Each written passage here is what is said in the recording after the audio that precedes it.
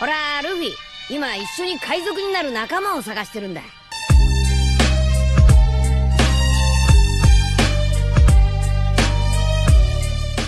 Hello guys, welcome to my channel The Wandering Zoro, your go-to destination for anime-related content.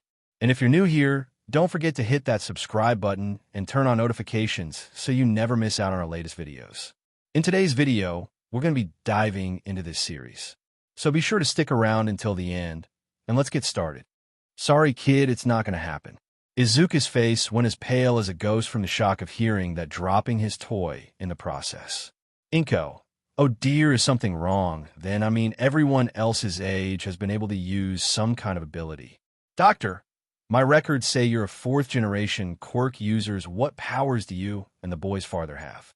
Inko, nothing too special. I can float small objects towards me, and my husband breathes fire. They're useful enough, I suppose, she said, bringing the toy into her hand. Doctor, the boy should have gotten his quirk a while ago, but viewing his X-rays, I don't think that's going to happen. You see, when superpowers first began appearing, there were many research studies conducted, and doctors discovered a connection between the bones of a person's foot and the likelihood of them acquiring a quirk. People with powers have one joint in their pinky toe. Their powers evolve to a more stream-like version of the human form. You can see here that your son has 2 joints in his pinky, like roughly 20% of the population. These days, based on the research available, it's safe to say that your son isn't going to develop a quirk. Time skip. It was currently nighttime and raining. The video could be heard playing in the background. Inko stood in front of the door. The room was dark. All that illuminated it was the laptop screen. The big chair in front of it hid little Izuku's body as Inko stared at her son. Izuku, see that, Mom? There's always a smile on his face, no matter how bad things get.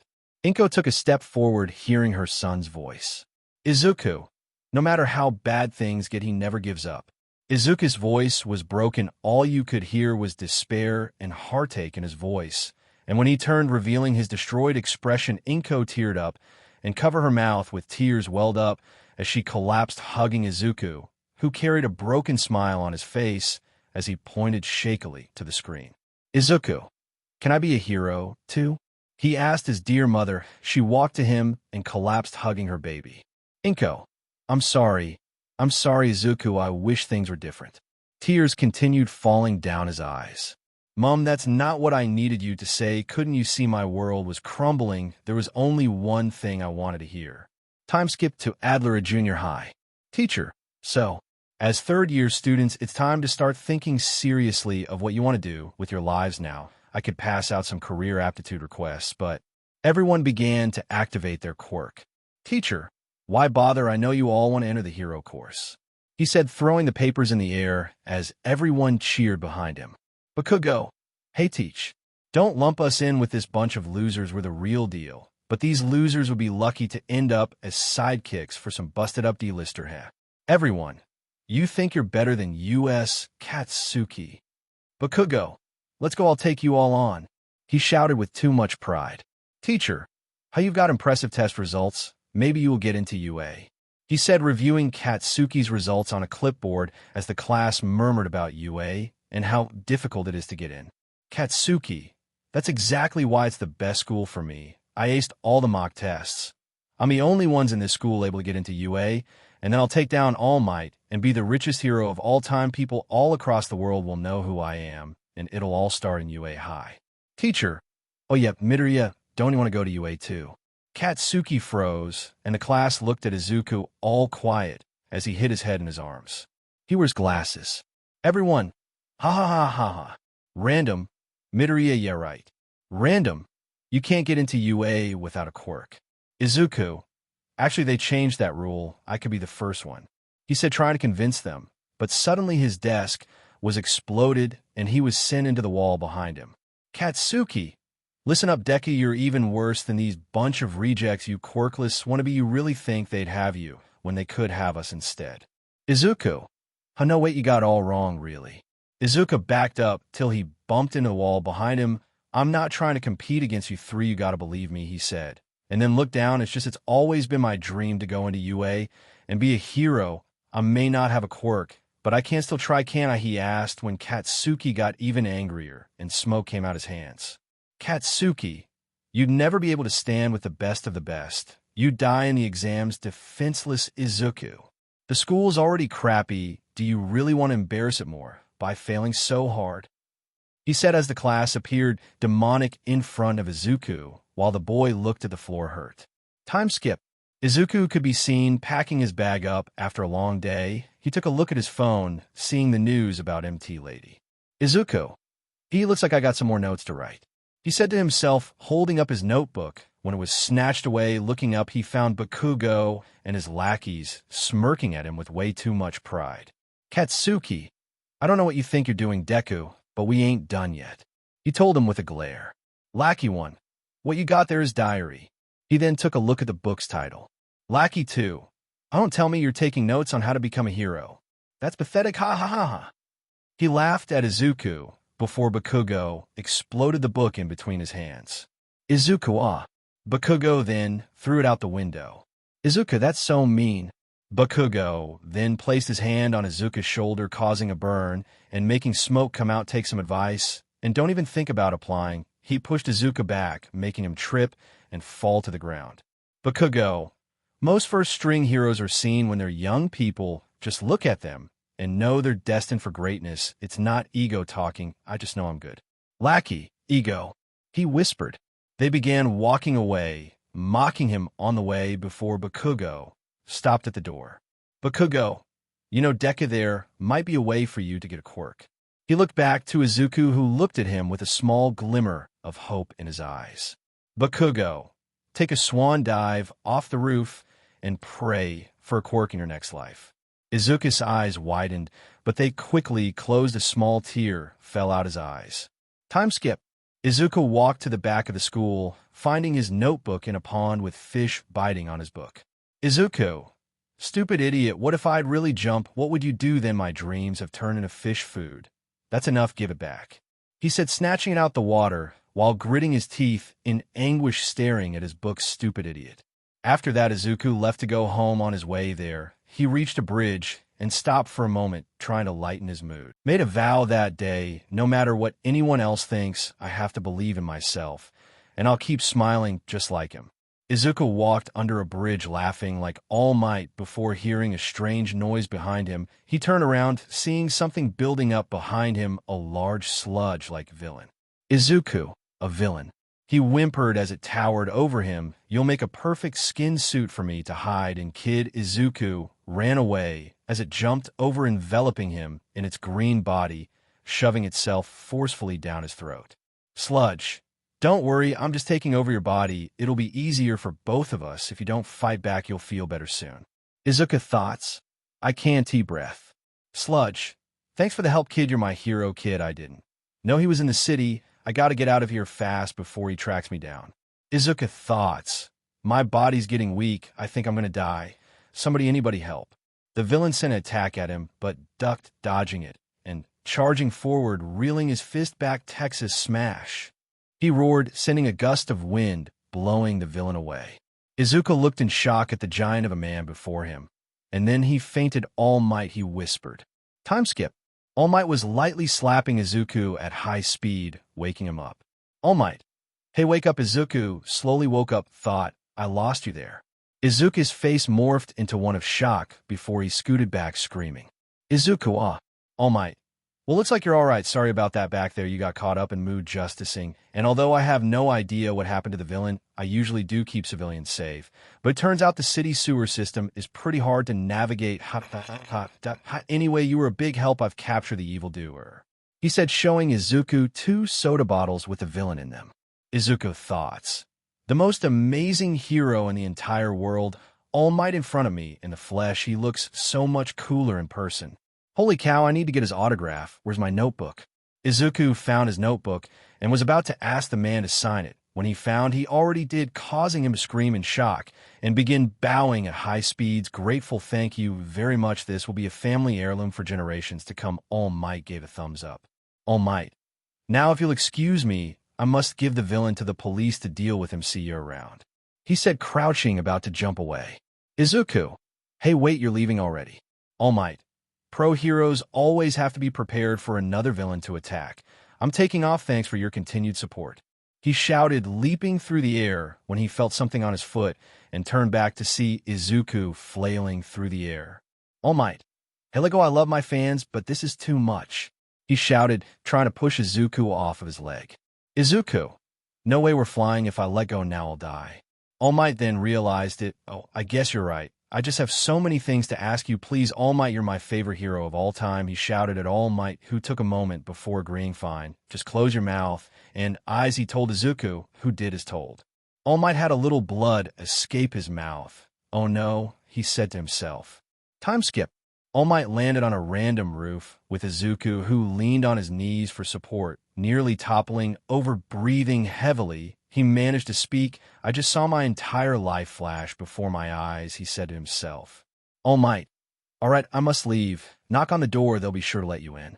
Izuku, wait please. All Might. No, I don't have any time. Izuku. I have to know. Memories of his past flashed through his mind. Izuku thought, sometimes I do feel like a failure, like there's no hope for me, but still I'm not going to give up, not ever.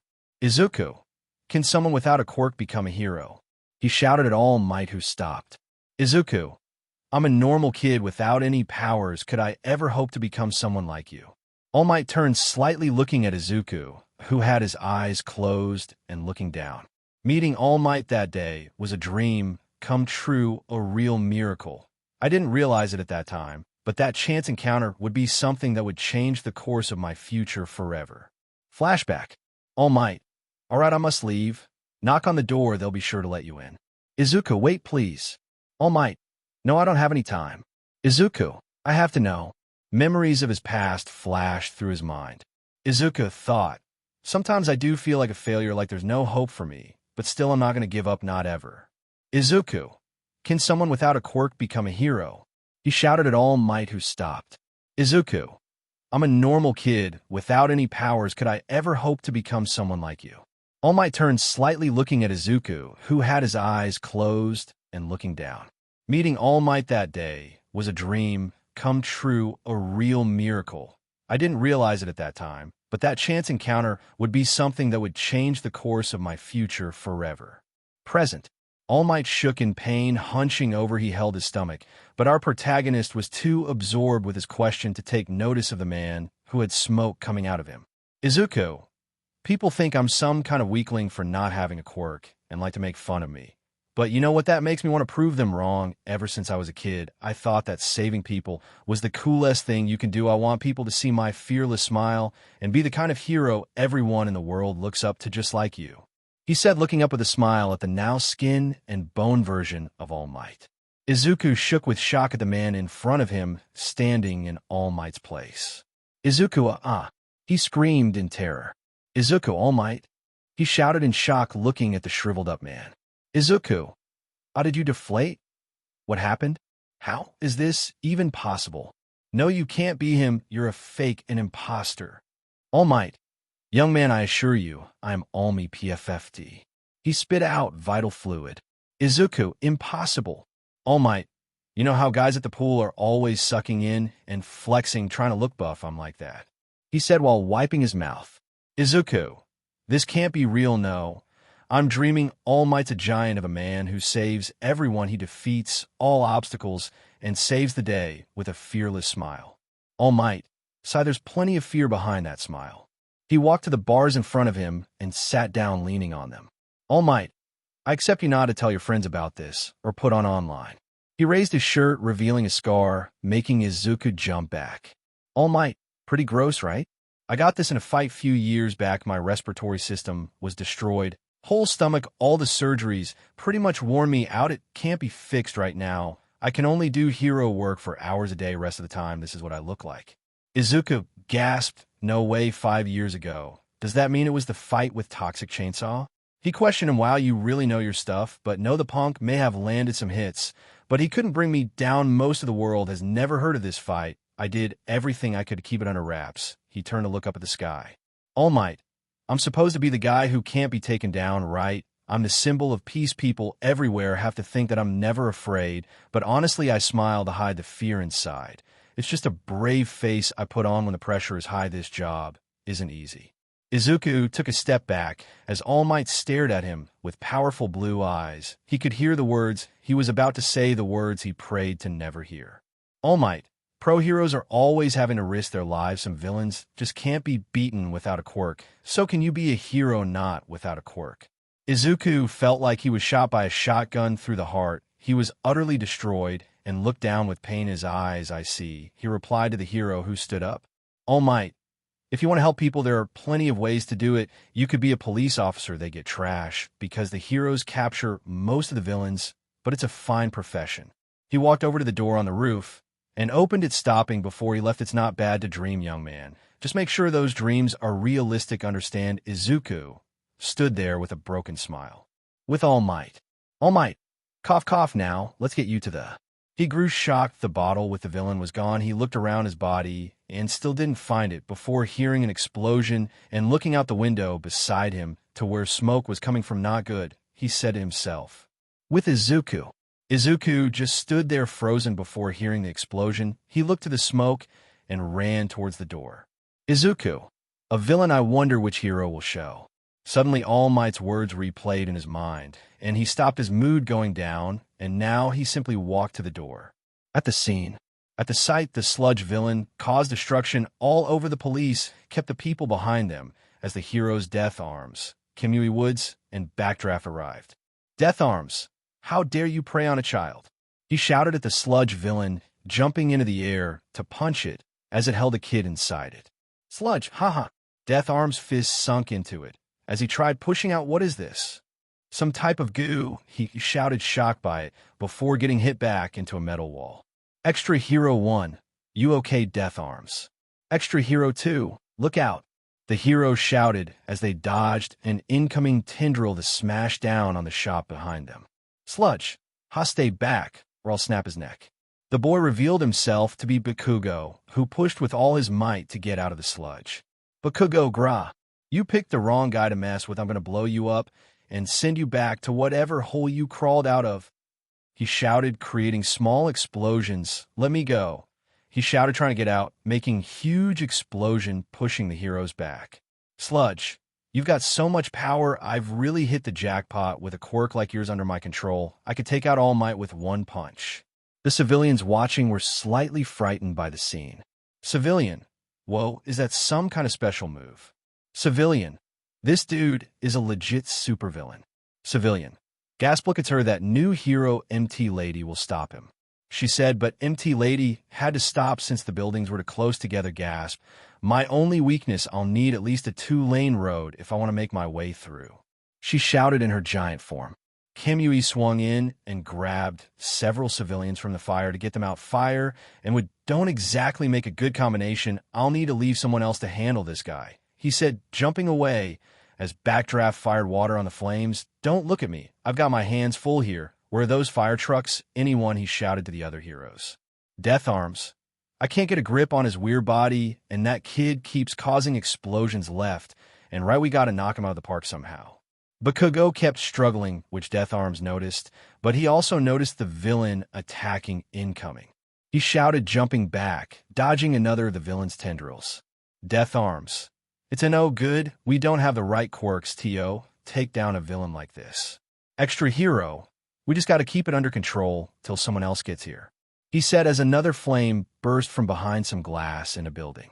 Backdraft, there's still plenty of people to save. Kimui, don't worry, I bet every hero in the city is on their way, he said, pulling people out the fire form on top of building. Death Arms' thoughts, sorry kid, you're just going to have to hold on a little longer. Death Arms, if only I had more power, I could blow this guy away. All Might had just arrived to hear the people trying to support the heroes who could do nothing when he recalled how he lost the villain, must have dropped him in the air. I got distracted worrying about my time limit. Can't believe I made such a rookie mistake. And I was lecturing that kid on how to be a hero. He clenched his wound. I'm pathetic, he said to himself. Izuku POV. Izuku walked down a street depressed, hearing Bakugo's and All Might's words replaying in his head. Even All Might said it, being a hero needs a quirk. He sniffled and wiped his nose with tears in his eyes. Don't cry. F it. Deep down, you know this all along. You were just avoiding reality. That's why you were trying to prove yourself wrong. He berated himself. Boom. Izuka, huh? He turned to where the sound came from and saw he arrived at the villain's site. That's strange. Is the fight from earlier still going on? Why am I here? Did I subconsciously walk here to check it out? He questioned himself, walking to the crowd wide. I evens top, all my notes are useless. He looked at the scene in shock. Izuku, gasp. That's the guy who attacked me. He shouted to himself in shock. No way, All Might captured him, he thought before recalling how All Might had lost him. Izuku. But the bottle, if he dropped it, that means it's my fault. MT lady, everyone stay back. She shouted, shrinking down and standing in front of everyone as they screamed since the villain's attack nearly hit them. Izuku thoughts. It's my fault, this is all my fault, and he's already caught someone. How can they breath? I thought I'd die in only a few minutes, oh man. He covered his mouth, shocked. Extra 1. Wait, I'm confused. Isn't that the villain All Might was chasing today? Extra 2. What All Might? But weight lost, where is he? Extra 3. Wait, can't someone call him or something? Extra. Yeah, where is he? All Might thoughts looked down in shame, and so did Izuku. Izuku thoughts. This is all my fault, I'm the one to blame. All Might thoughts. I'm worthless. Izuku thoughts. He can't power up yet, and none of the other heroes have the quirks to stop this monster. All Might thoughts. So pathetic. Izuku thoughts. It's my fault, I'm sorry, so sorry. All Might thoughts. Disgrace. Izuku thoughts. Help will show up and save the day, I'm sure. All Might thoughts. I'm not a real hero. Izuku. Someone a real hero will come soon. But that was when Izuku saw the look on Bakugo's face. Izuku ran forward past the crowd, shocking everyone, including All Might. Death arms. And oh, you idiot, stop him before he gets killed. He shouted as Izuku ran forward. Izuku thoughts. Why can't I stop? Sludge. You again this time, I'll kill you. He shouted, sending an arm of sludge at him. Izuku thoughts. What do I do? What would a hero do right now? Page 25 right. Izuku spun around and threw the bag of his shoulder over the villain as one book fell from it and into its eye, causing it to scream in pain, and let Bakugo's head free as he took a much-needed breath. Izuku began to dig Bakugo out of the sludge. Bakugo, what the hell? Why are you here? Izuku, I don't know. My legs, they just started moving. All my thoughts, what is this? I don't know why I did what I did other than for my father's words. Maybe it was the look on his face. Izuku, Kakin, I couldn't just stand there and watch you die. Bakugo, get the hell off me. All Might was pushing his limits, growing to save someone no matter the cost. Sludge, just a little bit longer, kid, and I'm done with you. He shouted about to hit Izuku. Death arms, save the boy. Izuku covered himself with his arms, but the hit never came. All Might, I really am pathetic. Izuku looked up at the pro in shock. All Might, I told you what is needed to be a hero, but I wasn't participating in the practice as well. Now, let me deal with this. He grabbed Bakugo. All Might, Detroit. Sludge, All Might, smash. The sludge villain blew apart. The air pressure from the attack caused all the flames to go out and change the weather, shocking everyone. Meanwhile, Izuku and Bakugo were unconscious. Extra 4. Did that just happen? Extra 5. He just changed the weather with a single punch. Extra 8. He saved the day. He's amazing. After that, the heroes collected all the sludge villain's remains, and the police took him into custody. All Might got celebrated, and I was congratulated by some. Kamui, you moron, do you have a death wish? Death arms. There was absolutely no reason for you to put yourself in danger like that. Kamui, it was reckless and foolish. You should have let us do our jobs. Izuku looked down in shame. I was thankfully only given a warning, while Kachan was praised for his bravery. Bakugo glared at Izuku while he was being talked to by Pro about his bravery. Time skip. People were watching what happened on the TVs, revealing All Might, Bakugo's, and Izuku's face on screen. Meanwhile, Izuku was on his way home. I wanted to apologize to All Might, but he was swarmed by reporters. I was lucky enough that they let me go home, but he looked down hurt, remembering All Might's and the other pro heroes' words. Bakugo, Deku. Izuku turned to see Bakugo run up to him. Izuku, Kachan? Bakugo, listen up, Deku, you did nothing, you hear me? You were just a useless loser like you saw, and that will never change. You did nothing. I don't owe you a thing. He turned around and began walking away leaving Izuku, who smiled sadly. Izuku, you're right, all of you are right. I'm nothing, and I'll never be a hero. Izuku turned around, walked home, crying his heart out. Flashback. Bakugo Deku. Izuku turned to see Bakugo run up to him. Izuku, Kachan? Bakugo. Listen up, Deku, you did nothing, you hear me. You were just a useless loser like you saw, and that will never change. You did nothing. I don't owe you a thing. He turned around and began walking away, leaving Izuku, who smiled sadly. Izuku, you're right, all of you are right. I'm nothing, and I'll never be a hero. Izuku turned around, walked home, crying his heart out. Present. Izuku walked into his apartment. His mother was in the kitchen cooking. Inko. Oh, hi, sweetie, how was school today? She asked him. He wanted to tell her. He wanted her to know everything, but he was too much trouble for her. So he clenched his fist. He didn't add more to her load. So he closed his eyes and sighed. Izuku. Nothing, Mom. Inko.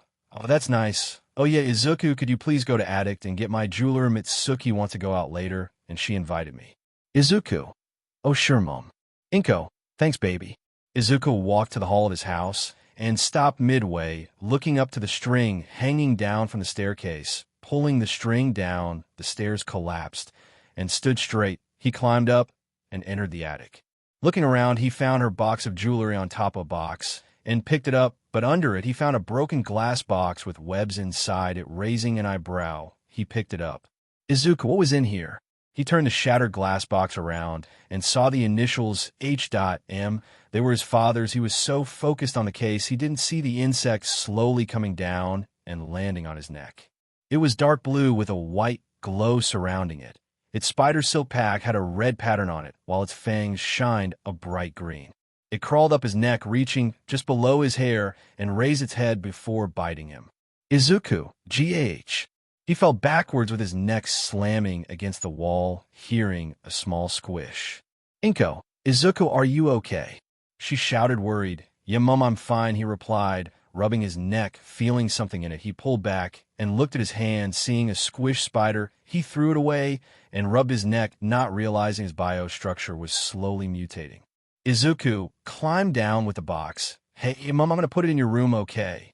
He shouted to her, sure, sweetheart, dinner's almost ready. She told him. Suddenly, this wave of dizziness hit him. Izuku walked to his room and looked at his mirror, seeing electricity flowing in his eyes. He felt hotter than usual, so he took his shirt off, accidentally dropping his glasses before collapsing onto his bed.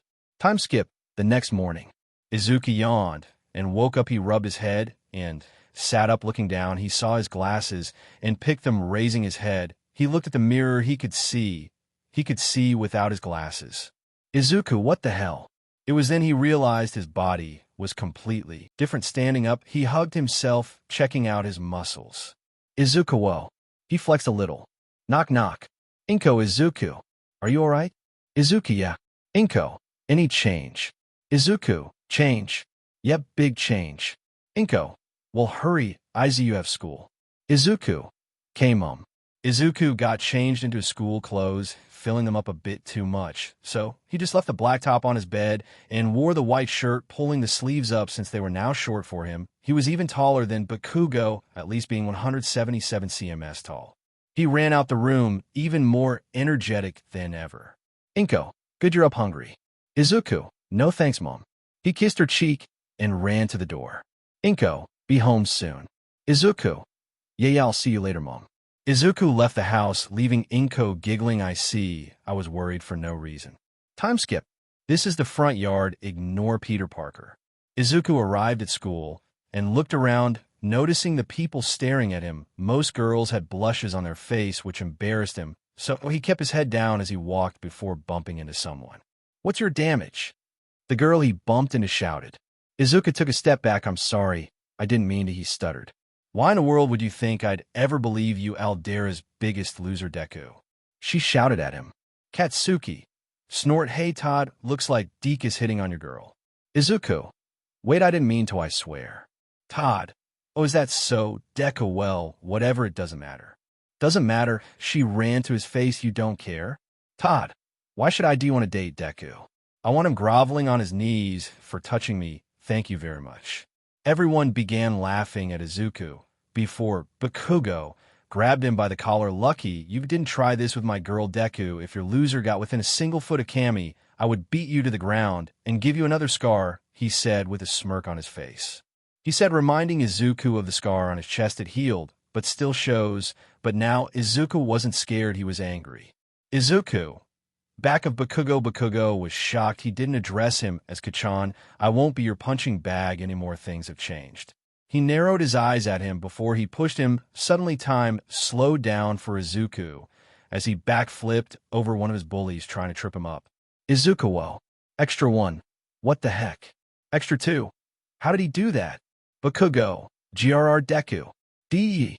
He shouted, charging to explode him, reaching out his hand, when Izuku on instinct grabbed it and swung him over his shoulder, tightening his grip on his wrist, causing a crack sound while smashing him onto the ground. Bakugo began wheezing on the ground, holding his wrist, shocking everyone. Bully 1 Deku. He charged at Izuku, extending his fingers, trying to hit him in the face. Time slowed down again, and Izuku dodged, shocking them all. Extra. He dodged again. Bully 1 Ga. He sent one more hit when Izuku grabbed his wrist and sent him flying back. Izuku turned to Todd, who backed up and held his arms in the air, surrendering. Izuku's breathing got hitched. He looked at his hands in shock, hearing them all. Extra. He's a freak / a monster / what the hell / freak / loser / Deku. Izuku ran away from there, leaving the school. He ran into the street. A car nearly hit him before he flipped over it. The people watching began clapping, but Izuku got even more scared and ran away at speeds he didn't realize he was capable of. Time skip. Izuku arrived at Takoba Beach. Stopping the sandy area, he took deep breaths and sat down. Izuku, what's happening to me? Sigh. Okay, Izuku, just calm down, let's see. He went into his bag and pulled out his hero analysis notebook, number 13. He went through the pages till he reached an empty one and began to write. Izuku, so far seen abilities are heightened senses, auto reflexes, enhanced strength and speed, but is this a quirk? No, it can't be. He had a flashback to the spider bite and touched his neck, no mark of the bite. Izuku, accelerated healing, it can't be a coincidence that Spider must have given me these abilities, and if that's true, then I could possibly do anything a spider can, like gas climbing walls. A spider can also lift 170x their weight, and if I have inherited a spider's powers, I could lift about 25,000 pounds, roughly translating to 12.5 ton, or maybe more considering it isn't an ordinary spider, but for now, let's test wall crawling. Izuku got up and approached a mountain of rubbish. He placed both his hands on 2 solid pieces of trash and began to climb up. He could feel his hands sticking to the rubbish. Thinking he got high enough, he looked down to see himself 10 feet up. Ha ha, no way, this is amazing. He cheered, taking his hands off the wall. WOH. He screamed, thinking he'd fall, but he didn't, and smiled even brighter than before. After coming down, he wrote that in 2. Izuku. Okay, spiders also have 8 legs, let's see. He stretched out his arms, standing in a T-pose, but nothing happened to him, no extra limbs. What about webs? He looked back and sighed. Thankfully, he didn't have the spider, but with the webs maybe in the wrist, he looked at his wrist, but found nothing. Izuku. Okay, no webs. He ran to his notebook and jotted that down. Well, it doesn't matter, these abilities are amazing, and with them, I could be a hero. Izuku's smile of joy slowly began to disappear. Bakugo, Deku. Inko. I'm sorry, Izuku. All Might. You can't be a hero without a quirk. Death Arms. What were you thinking? Kamui. You should have left this to the professionals. Izuku closed his eyes. No, heroes don't exist anymore. He looked at his hand. But maybe I could be more. The wind blew Izuku's notebook pages to the side, revealing a new page. Izuku. I will become something better, and this changed this world for everyone who's been treated like they were nothing, like they never existed. I will make everything fair, so that no matter what, everyone will always live their day. With a bright smile, he said to himself. Time skip. At night. When Izuku got home, he found his mother sitting at the kitchen table. Izuku, Mom. Inko, Izuku. She looked at him with tears and ran to him, hugging him tight. Inko, my baby, where were you? Why did you hit Katsuki? He's your friend. I'm begging you, tell me. I can't take this, Izuku. Please, my baby. Izuku smiled at his mother's worry and kissed her forehead, Guiding her back to where she was sitting, he sat next to her and held her hands. Mom, I've got a lot to tell you. Izuku began telling everything the moments he got bullied, the moment his life changed, the moment Bakugo began to attack him, how every day for the last several years he's been suffering in silence to not bother her with more problems. He told her about the spider and the power's heat. He also showed her she fainted twice due to the shock, but grew happy for him. Nonetheless, tears were shed from both sides. However, the two reached a mutual understand, and their relationship got stronger. No secrets hidden, no lies kept a secret. Time skip. Inko. Izuku, my baby, are you sure about this? Izuku. Yeah, Mom, heroes, they don't exist anymore, and I can understand why All Might would say I can't become one without powers, but there's so many who fight without power. He's just biased, he thinks, because he has this amazing power, he's above everyone, and that if they're not remotely like him, they can't succeed. He even told me to be a cop. He destroyed my dream and left me on the roof. I don't want to be like that, and I think becoming a vigilante will help make my dream a reality. Inko. I see, and about Bakugo, why did you hide all this from me? Izuku. I had to so you wouldn't have to worry about me, but now I have strength, I have the power to protect myself. Inko. Well, then Izuku, I will support you with all I promise. Izuku smiled and placed his mother's hand on his cheek. Thank you, Mom, for everything my whole life. She teared up and nodded. Now, Izuku, I have something to show you, something Hisashi didn't want you to see till you were ready. She got up and walked to her bedroom, leaving Izuku shocked. He thought his dad abandoned them because he had no quirk. She came back, placing a laptop in front of Izuku. It was old, but on it was a single video with his dad in it. He looked scared and was hiding from something. Inko pressed play, letting Izuku watch. In the video, Hisashi. Hi guys, it's me again. Listen, I don't have much time, but I couldn't leave without saying goodbye. Boom. Hisashi. Izuku, listen to me, my son. Sniff, I love you so much. Sniff. Boom. Hisashi. I know it's been hard, son. I know you must be scared and hurt thinking you're all alone because you have no quirk, but it doesn't matter. It never mattered, Izuku. Boom, boom, find him. Hisashi. Because from the moment you were born, you saved me. Sniff, sniff, holding you in my arms. Seeing you smile, you became my light. I love you with every part of my existence. And I am so thankful for the child you gave me. Inko, my river lily. I love you with all my heart. Boom. With Izuku. Izuku began crying, as did Inko. In the video, Hisashi. Now, listen up, I made something that could change this world, the spider serum, but the project proved too dangerous. So I destroyed it. The original reason for it, though, was complete. I made it to give you powers. Powers beyond your understanding, son. Boom. There he is. Get him. Several unknown people grabbed Hisashi and began pulling him. Inko, Hisashi. Izuku, dad. Hisashi. Izuku, listen to me. With great power comes great responsibility. Remember, Izuku, I will always love you, you hear me, and no matter what, you are my son. Hisashi stopped struggling and smiled with tears streaming down his face. He stared at the two. I love you both so much, and I will do anything to protect you, Izuku, my beautiful baby boy. Always remember Papa loves. And Inko. Shut up. One guard smashed a gun in Hisashi's face, causing him to cough. Hisashi, I'm so glad I met you, because the moment I did, I've never stopped loving you. Hisashi clicked his tongue. A small capsule fell to the ground. I've left one for you. Izuku, find it, and become the hero you were meant to be.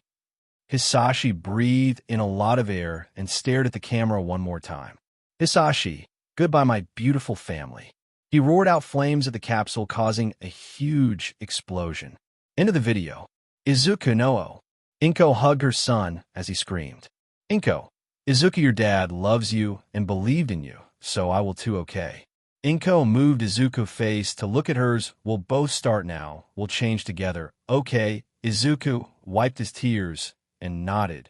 He replied, wiping his tears. He stared at the frozen screen and put his hand on his father's face. Izuku, I love you, Dad. A lesson stuck to me that day, a lesson that will remain with me for the rest of my life. With great power comes great responsibility. Time skip. The next day, Inko and Izuku could be seen sitting in an office, both wearing formal clothing. In front of a man with white hair and eye patch on his door. Written was Principal Ryoma. Ryoma, Inko, to what do I owe this pleasure? And Izuka, look how big you've gotten. Come give your godfather a hug. Izuka got up and hugged the man before both took a seat again. Ryoma, so tell me, how have you been? How's school? Inko, that's what we're here to talk about, Ryo. The man raised an eyebrow before Inko told him everything about Izuka's school situation. He got so worked up he nearly broke the table. Ryoma, I see, and what is it you wanted to ask me? Inko, I'd like your help entering Izuku into this academy. Ryoma closed his eyes and stood up, walking over to the window behind him, placing his hand on it with a sad expression. Inko, do you remember how we met? Hisashi brought me to your house. He found me injured, alone and sick, but he took care of me regardless of the fact I could have killed you both. You treated me like family, and you too became my family. And to me, family is the most important thing, so of course I'll help. He turned to the two with a smile. Ryoma, I will gladly take Izuku into my school. Leave it to me, but you're going to have to wait a while since we're starting our new year soon. Izuku, thank you so much, Uncle Ryo. Ryoma patted Izuku's head. Chuckle, no problem, Izuku. If there is anything you ever need, always remember, I'm right here. Izuku teared up. He really did love his uncle, who cherished him, and his mother. Izuku, hey, Mom, you going somewhere? Asked Izuku, walking out his bedroom. Inko, Izuku, do you remember what I said about letting you become a vigilante? Izuku, yes, why do you ask? Inko, because I'm worried, Izuku, I'm worried that something will happen to you. So we'll go somewhere for you to get special training to master your powers and maybe get stronger. Izuku, really? Inko, yep, no, go get changed. Izuku dashed off, leaving a dust figure of himself before coming back in a red tank top and black shorts. Izuku, okay, then I'm ready, Ma. He saluted, making his mother giggle. Inko, good, okay, Spider-Man, let's hop to it. Izuku, Spider-Man? Inko, yep, cause you have spider powers and you're a man now. Izuku raised an eyebrow. Time skip. The two took a few minutes before arriving at the beach Izuku learned his powers at. Izuku, Mom, why are we here? Inko, because this is where you'll be training Aizu. Izuku, Inko pulled his ear. Don't yell, young man, she demanded. Ow, ow, ow, I'm sorry, Mom. He repented, so she'd let go. Izuku, Mom, but I really assumed we'd head to the gym, since, well, you know that's where people train the most. Inko, yes, however, your powers are still new, and your body is still adapting, so we need to get you ready, and besides, there's another reason as to why we're starting your training here. Izuku, really? Inko, yep, this is the same place your dad proposed to me. It was one of the most amazing moments of my life, and I never want to forget. Izuku, oh, Mom. Inko, when this beach started gathering rubbish in it, I tried everything in my power to save it, but no one would help. Eventually, that big company Oscorp began dumping their stuff here like chemicals and machines. So Izuku, please save this wonderful beach so we can keep that part of Hisashi with us. Izuku hugged his mother tightly. I never knew, but don't worry, Mom, I promise you, I will make this beach cleaner than ever, I swear. He promised, feeling his mother cry into his shoulder. Sniff, I don't know, Sniff, what I did to get a sniff angel like you as my son. But I'm so thankful, she whispered into his chest, happy. Izuku, I will do my best, I swear it. Inko, all right, now I'll be heading to the gym, okay? Izuku nodded, watching her walk off before turning to the beach. This is where I'll start my journey, he said to himself. Izuku wandered the beach, finding parts he could use, thinking of the ways it would help him. He would also use some of the chemicals that were intact and left by Oscorp to create a web shooter to help him on his days of being Spider-Man. He collected pellets and other chemicals that would create the webs he desired to create, storing them in pellets he found hidden under a truck, packing the webs into them. He used a watch and circuits to create the device that would fire the webs. The spinneret mechanisms in each web shooter are machined from stainless steel, except for the turbine component, which is machined out of a block of Teflon, and the two turbine bearings, which are made of amber and artificial sapphire. The wristlets and the web fluid cartridges, the latter of which were under his belt beneath his costume's tunic, are mainly nickel-plated and annealed brass. The wristlets have sharp steel nips, which pierce the bronze caps when the cartridges are tightly wedged into their positions. The hand wound solenoid needle valve on each web shooter is actuated by a palm switch. This, in turn, is protected by a band of spring steel, which requires a 65-pound pressure to trigger it. The switch of each is situated high on his palm, to avoid most unwanted firings. An additional safety measure to prevent misfires while he is making a fist or carrying things is that the trigger has to receive a double tap from his middle and third fingers. The small battery compartment is protected by a rubber seal. After finishing the web, he admired his work and decided to test it, so he left and stood on top of one of the highest buildings and turned on the web shooter. He started off by doing a handstand, removing one hand, and then standing on only 2 fingers before falling down. Izuku! As he dived down, he screamed. Before firing a web, attaching it to a building, he swung, reaching the sidewalk and crashing into a bunch of cutlery, while everyone around him looked at him like he was insane. Time skip. After that, Inko began helping Izuku sew his new vigilante suit. It consisted of arm and knee guards, black pants, a red jacket with the spider symbol, fingerless gloves, and a web shooter. Now perched on top of a building, Izuku crouched for his first night of vigilantism. Present. Izuku jumped down and began to swing through the city. Izuku landed on a building and pulled his hood down, breathing heavily. He smiled and swung away. Meanwhile, in an alley. Let me go. A girl's voice could be heard echoing through a dark alleyway. In it, we could see 5 men carrying a girl tied up. She had beautiful crimson hair, a figure well past her age, and beautiful red eyes with her clothes torn up and cuffs around her hand. Crook 1, would you shut up? One of them demanded. Let me go, F it. Crook 2, hey, do you know why the boss wants ransom for her? Crook 1, idiot, this girl is part of the Royal Vermilion family, and if they want her back, then they'll have to pay a lot for her. Crook 3, but she's so much trouble. Crook 4, we just need to keep going. The girl looked at one of the hands, perched on her shoulder, and bit it. Crook 1, OWCHU, filthy woman. They dropped her on the ground as she groaned in pain. Before feeling one of them throw her against the wall and holding her there by the neck, they tore of her bindings, leaving a quirk erasing cuff around her hands. Crook 2, you know, boys, the boss never said we couldn't enjoy a taste of her first. Crook 5, you're right, and this could serve as punishment. Crook 3, what do you doll want to make this worth our while? You'll have fun too. The guy moved his hand, feeling her up as she squirmed and teared up. The man was about to touch her melons when suddenly his hand was webbed to the wall. Crook 2, what the? Izuku, wow, first kidnapping, now touching. How original, guys, I'm impressed. His voice echoed around them. Crook 1, WHO's there. Izuku jumped on one's neck and spun around, flipping him into the shadows so they couldn't see him. Crook 3, come out. Izuku walked into the light, revealing himself. Well, not his head, as Crook 5 just took out a knife. Just let us go, he demanded. Izuku, is that a knife? He put his hands up and looked down, feigning fear. Izuku, is that a real knife?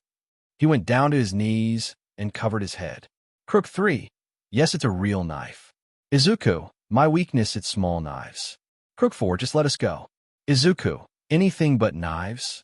He shouted before webbing the 3's hand to the wall, and then his entire body covering his mouth, and then midsection. Crook 4, curse you.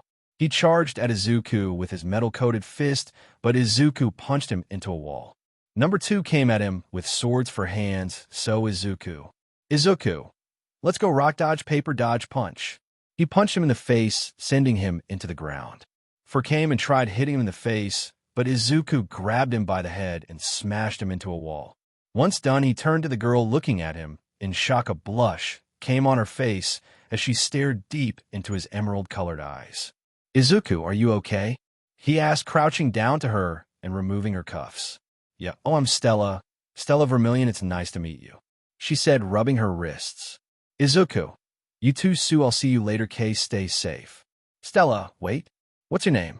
But it was too late. Izuku had swung away, leaving her there. After a few seconds, she smiled and put her hand on her chest. Thank you, my hero. Back with Izuku. That was amazing. I can't believe I saved her and beat them all up. Oh man, I love spider sense. Backflipping, Izuku aimed at another building and whip fired another web, swinging away when a building was lit on fire. Izuku's eyes widened in shock, so he turned and swung to the flames, seeing multiple random heroes at the scene and backdraft there as well. Izuku landed near a firefighter when he heard a woman scream, my baby. Someone please save my baby, She's trapped in there. The heroes were holding her back, and no one was going in to save the child. So, gathering up his courage, Izuku ran inside before anyone could stop him. Izuku ran up a flight of stairs when part of the ceiling came down, nearly hitting him. He covered his head from the fire, hearing the faint sounds of a child crying in the background. The crying stopped, and he heard nothing, so he looked around till he heard it again. The child screamed. He ran down another hallway, stopping in front of a door. It was reinforced, though meant to stop any quirk from breaking through. Izuku, hold on. He used all his strength and punched the door, but all he made was a dent. Izuku, got F it. He held his stinging fist when more of the ceiling came down. Kid, help. Izuku, hold on. He shoulder charged the door, but nothing. Hey, kid. He called out, but heard nothing, and then thud. Izuku, no. Kid. He was failing, and he was losing breath. The smoke was now coming into his lungs. Hisashi, become the hero you were meant to be. Izuku clenched his fist, reeled it back. Hisashi, with great power comes great responsibility. Inko, I love you, Izuku. Izuku punched the door again, and then again, and then again. He punched it over and over. The wall around it began to break with the door reeling his fist back. The glove covering the knuckles was torn, and vital fluid trailed down his hands. He used all his strength, smashing his fist through the door and pulling it out, finding the kid lying on the ground. He picked him up when suddenly the entire building collapsed. Outside, women, no, my baby. She screamed, falling to her knees, sobbing. The people looked at her sadly when they saw a large amount of the wood and bricks fly up, and from it came out Izuku, holding her child. He walked towards the mother, who looked up at him. Izuku, here. He handed the boy to her slowly. She looked at her son as he breathed tiredly, covered in ashes. She cried and hugged her son, kissing his forehead over and over. Firefighter. Hey kid, you okay? Izuku fell to the ground. Extra 1. Hey, how did he get the kid out the house? Extra 2. Aren't the doors made of metal and reinforced? Extra 3. Look at his hands. Extra 4. Did he really do that to himself to save the kid? Extra 5. He's a hero. One person began clapping, and then another, and then everyone around began clapping for Izuku, giving him compliments. One firefighter then approached him. Hey, you okay? She kneeled down with bandages, taking Izuku's hand and wrapping it. You know what you did, and there was really brave, so you should be proud. She looked up and found herself blushing, staring into his eyes. Izuku, thank you. So what's your name? I'm Tamaki from the Fire Force Company 8, and you? Izuku, I'm a new vigilante, your friendly neighborhood. An image of Inko smiling came to mind. Izuku, Spider-Man. Tamaki, well, Spider-Man, you should get out of here before the other pros arrive, and as a reward. She kissed his cheek. Tamaki, I'll be seeing you, Spider-Man. Whoa. She tripped over and landed on top of Izuku, her hand under his jacket, feeling up his abs, and his hands under her top. Izuku's face was bright red, and so was hers. Extra 1, oh. Extra 2. A young love. Izuku / Tamaki. Wait, it's not what it looks like. Police, you stop right there, vigilante. Pro, put your hands in the air and surrender. Izuku, well, that's my QC. He fired a web at a nearby building and slid under Tamaki and swung away. Pro, hey, get back here. Time skip. Izuku, sigh, that was tiresome. He said, arriving home and opening the door. The lights were off, so he walked to his room when the lights turned on. Inko, hello, mister. Izuku turned around slowly and saw her staring at him with a stern expression. So, young man, have a fun night? She asked him. Izuku, oh yeah, it was all right. Inko, oh good, because I was looking for anything about you when I found this. She showed him a photo on her phone of him and Tamaki in embarrassing position. Izuku, I can't explain. Inko, naughty boys need punishment. Izuku, gulp, I'm sorry. Izuku could be seen perched up a roof looking down at the city when something flew into his face. Izuku, what the Oscorp? The paper was an advertisement for people to visit the lab and meet Dr. Kurt Connor. Izuku, this might be worth it. I'll check it out tomorrow. He jumped off the roof and swung away. Izuku, hey mom, I'm heading to Oscorp. He called out, running out his bedroom to her. Inko, Oscorp, why? Izuku, well, they have this visiting thing, and I'd like to see something there. Inko. Okay, I won't pry any longer, but I'll be heading to the gym later. Izuku. Came Mum. He kissed her cheek and ran off. Time skip. At Oscorp Tower, the second largest company in all of Japan, second to only the Yaoyorozu industry. Izuku walked inside, watching people walk up escalators, talk to other men in suits that screamed professional. Receptionist. Excuse me? Izuku, a what? He turned to the women at the desk, a few feet away from him, and walked to her. Receptionist. Can I help you? Izuku. I'm here to see Dr. Connors. Receptionist. Right, you can go find yourself to the left. You are here for the internship? Izuku. Yeah. He replied nervously. Receptionist. Okay, go find your badge to the left. She said with a smirk, watching him take 1-0. Yeah, I got it, he said, picking one up, reading Guevara. Okay, Mr. Guevara. Izuku. Gracias. Receptionist. De nada. After that, Izuku left Tot. He escalator, seeing the other interns here in front of a blonde-haired girl. Welcome to Oscorp. My name's Melissa Shield. I'm a senior at Island Academy, and I'm also head intern with Dr. Connors. So I'll be with you for the duration of your visit. Where I go, you go. That's the basic rule. If you remember, that all will be fine, and if you don't, well. They all looked down to the real Guevara being dragged out, and Izuku looked away, sweating bullets. Melissa, well, I guess I don't need to tell you all happened. Shall we? She guided them into the laboratory, where Dr. Connors approached them. Without the stethoscope, only has one hand. Gwen, I'd like you all to meet Dr. Connors. Connor, good afternoon, Melissa. Melissa, Dr. Connors. Connors. Welcome, my name is Dr. Curtis Connors, and yes, in case you're wondering, I'm a southpaw. Everyone chuckled. I'm not a cripple, I'm a scientist, and I'm the world's foremost authority on herpetology. That's reptiles for those of you who do not know. But like the Parkinson's patient who watches in horror as her body slowly betrays her, or the man with macular degeneration whose eyes grow dimmer each day, I hope to fix myself. I want to create a world without weakness. Anyone care to venture a guess? Just how? One put their hand up. Connor. Yes. Extra one. Stem cells. Connor. Promising, but the solution I'm thinking of is more radical. Cross-species genetics. Everyone moved apart, revealing Izuku. Izuku. Person gets Parkinson's when the brain cells that produce dopamine start to disappear, but a zebra fish has the ability to regenerate cells on command. If you could somehow give this ability to the women you're talking about, that's that she's healing herself.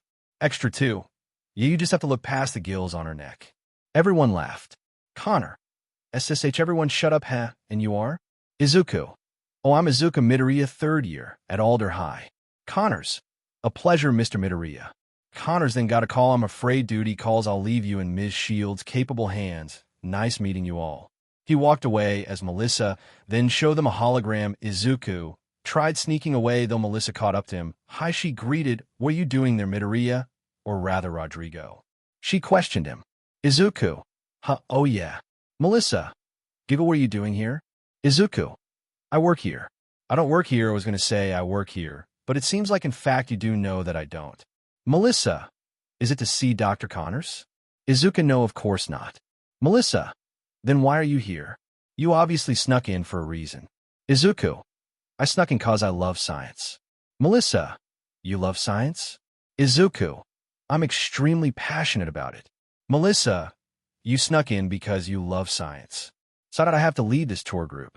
So I'm going to ask you, do not get me in trouble. Izuku. Of course not, Shield.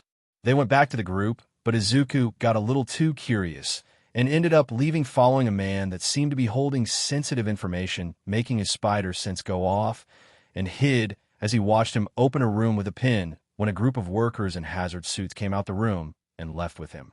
Once gone, Izuku walked Tahi door and repeated the code, entering the room, carefully watching a machine create the same webs he used, only much more stronger. So he decided to take a few of them to experiment with and stored them in his bag. Then he approached another room that was unlocked. So he entered the room. Izuku, no way. He approached the pad in the center of the room and searched through it. They were recreating the spider that bit him, but these were much more dangerous, the cross-species genetics for them. It was too deadly, which was probably the reason as to why they had no success.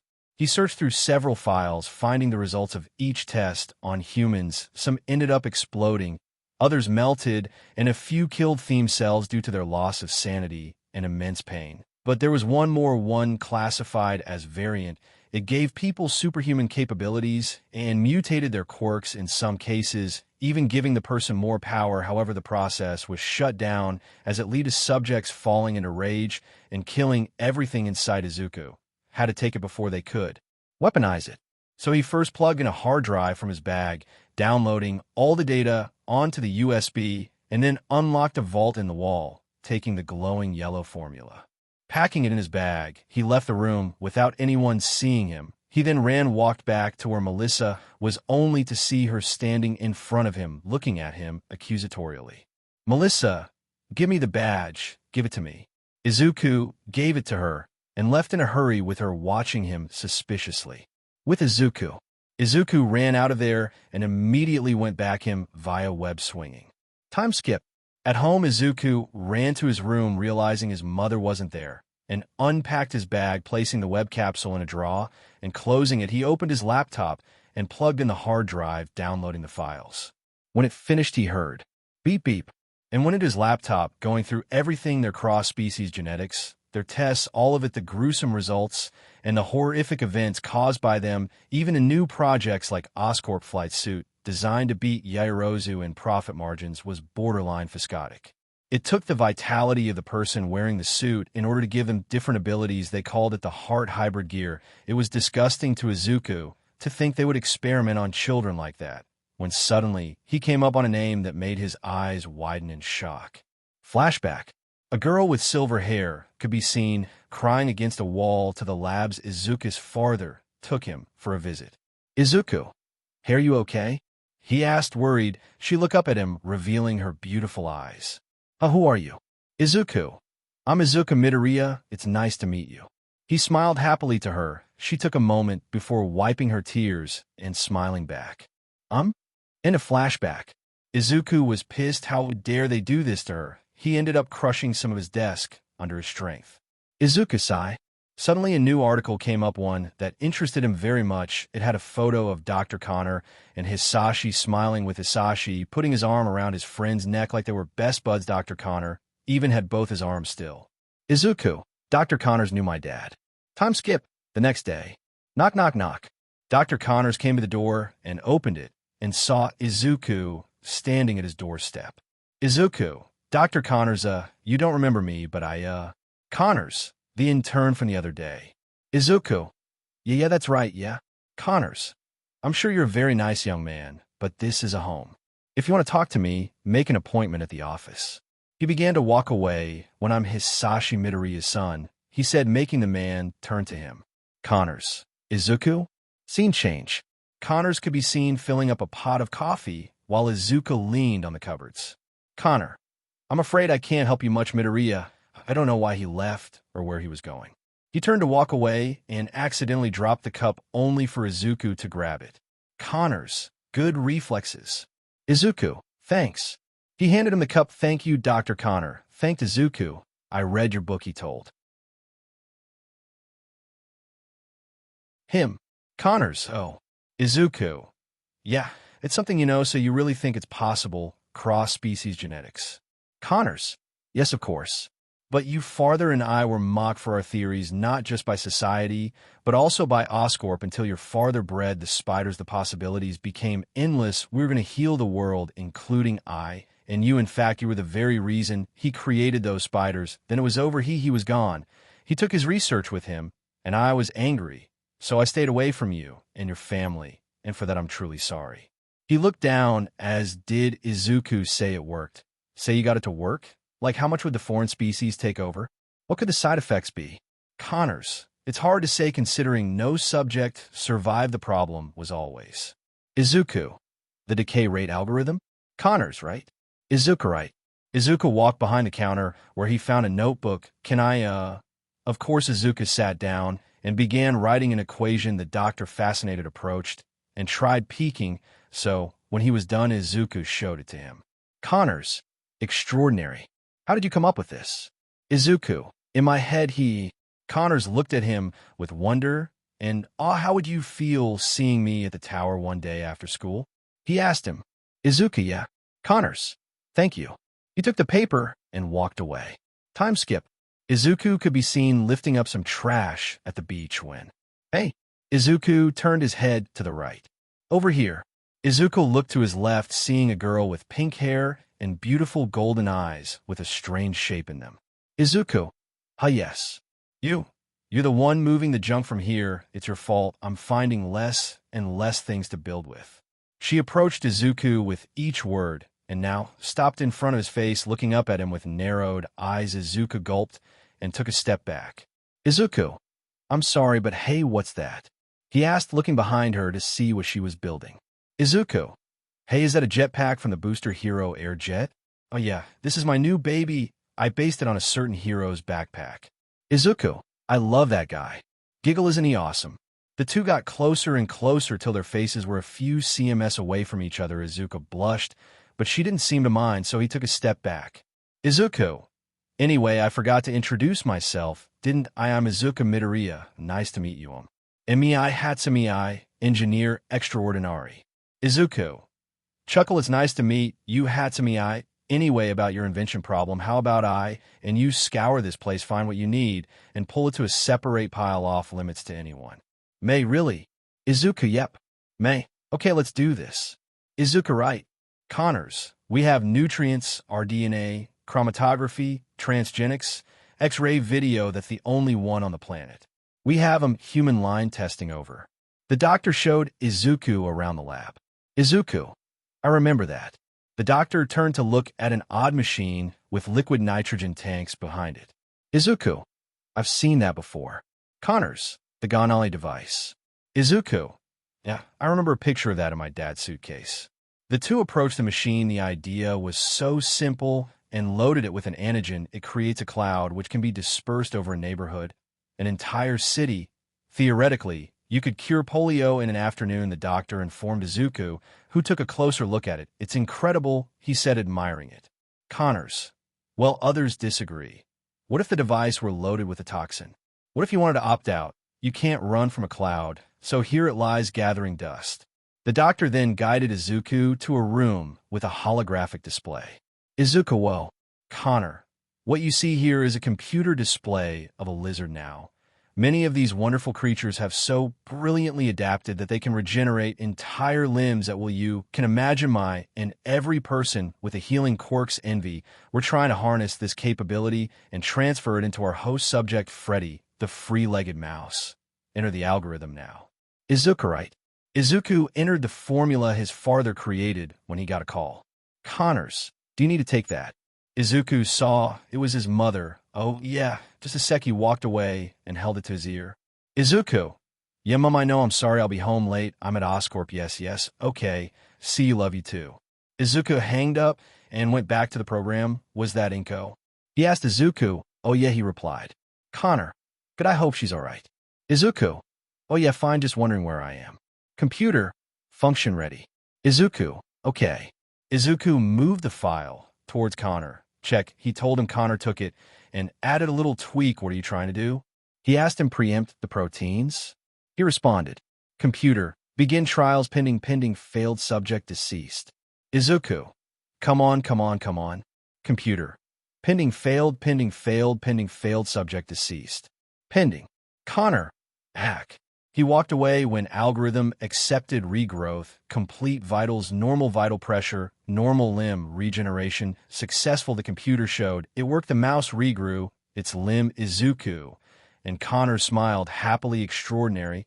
And thank you, he said, placing a hand on Izuku's shoulder before guiding him to the subject lab. There they met the mice. Meet Fred and Wilma, our three-legged mice. He took out Fred and handed him to Izuku, who held him lightly. Connors, careful, I don't want to stab you by mistake. Human trials aren't until next week, he said, holding a needle near his hand. Both chuckled at the joke before he injected the needle into the mouse. There, Connors said. Time skip. Izuku got home, and the next few days he spent working at the beach cleaning it. He would start his days off with some light stretching very early in the morning, 5 o'clock to be exact. He dressed in a tracksuit for his training and would make himself and his mother a light breakfast. Sometimes it was his mother who woke up before him and made breakfast, but most of the time it was him. By the next week, had already managed to clean 20% of the beach and got a good grasp of his powers. He also got closer with May and found her non-stop excitement adorable of her, while others found it strange. He even introduced her to his mother as friends, but she of course made fun of him about it. Speaking of Inko, she too got fitter over the month. She was taller, but still chubby sadly, and he hasn't gone to Nozomi City since his godfather's friends were not done with his and Inko's new living arrangements.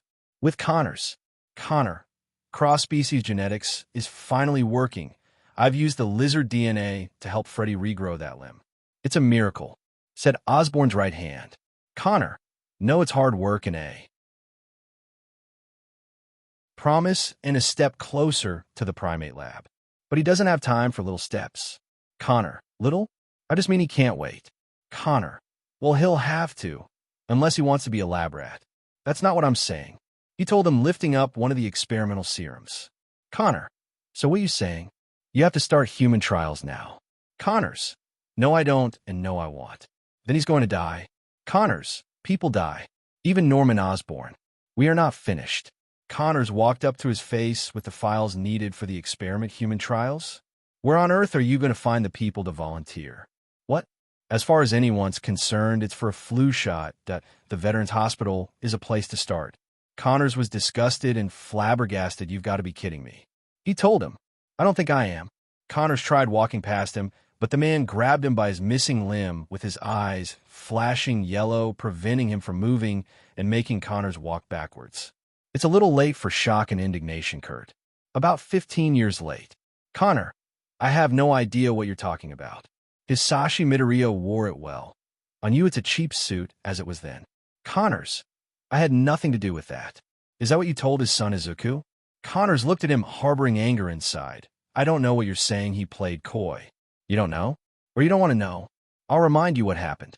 Hisashi Midoriya said about the same thing than that you're saying now, and we eliminated him and couldn't trace the last of his spiders, so we tried to recreate them, and look what happened. We failed. The clock is ticking, Dr. Connors. Connor, I won't, he said, still refusing. Find the formula, is ours now anyway. Say goodbye to that arm you dreamed of. I'm shutting you down. Have your office cleared out. By tomorrow your toys can be taken away, too. You know, right, Freddy? He said before leaving Dr. Connor's office. Meanwhile, with Izuku could be seen jogging around the park wearing shorts and a sleeveless jacket with earphones in his ear, listening to music. His eyes closed. The day was still young. When he got a phone call, he stopped and answered. Izuku. Hello, this is Izuku. May, hello, Muscles. Izuku, huh, May? What's up? May. Well, you know how we became friends 2 days ago? Izuku, yes, why? May. Well, you're my first ever real friend, and my parents would like to meet you, so maybe you can come over. Izuku's face became bright. Read your house? He asked. Yep, so what do you say? Izuku, okay, sure, he replied to her. Great. I'll send the address by, she said, happily hanging up. Izuku, did I just get asked to meet her parents? I got to get home and change. He ran away at high speeds towards his home to get ready. With Dr. Connors. Connor approached a glass wall, seeing his hand's reflection as if he had his other limb. Then he made up his mind and left toward the hidden room. Entering it, he walked toward a set of tubes holding the lizard serum.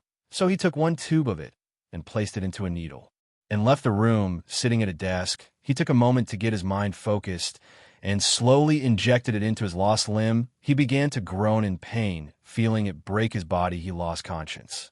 Back with Izuku.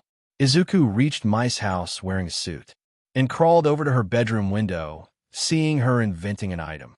He knocked on her window, getting her attention. Once she saw him, she walked to him and opened her window. Hey, there, Muscles, how did you get here? She questioned him. The fire escape. He answered, your doorman's intimidating. He told her climbing in its 20 stories. She said, back confused and shocked since he told her he was corkless. Izuku, yeah, it's all right. He said, inside her room now. Izuku, this is your room. I take it by the inventions. He said, looking at her work desk. May, yes, this is my room. Giggle.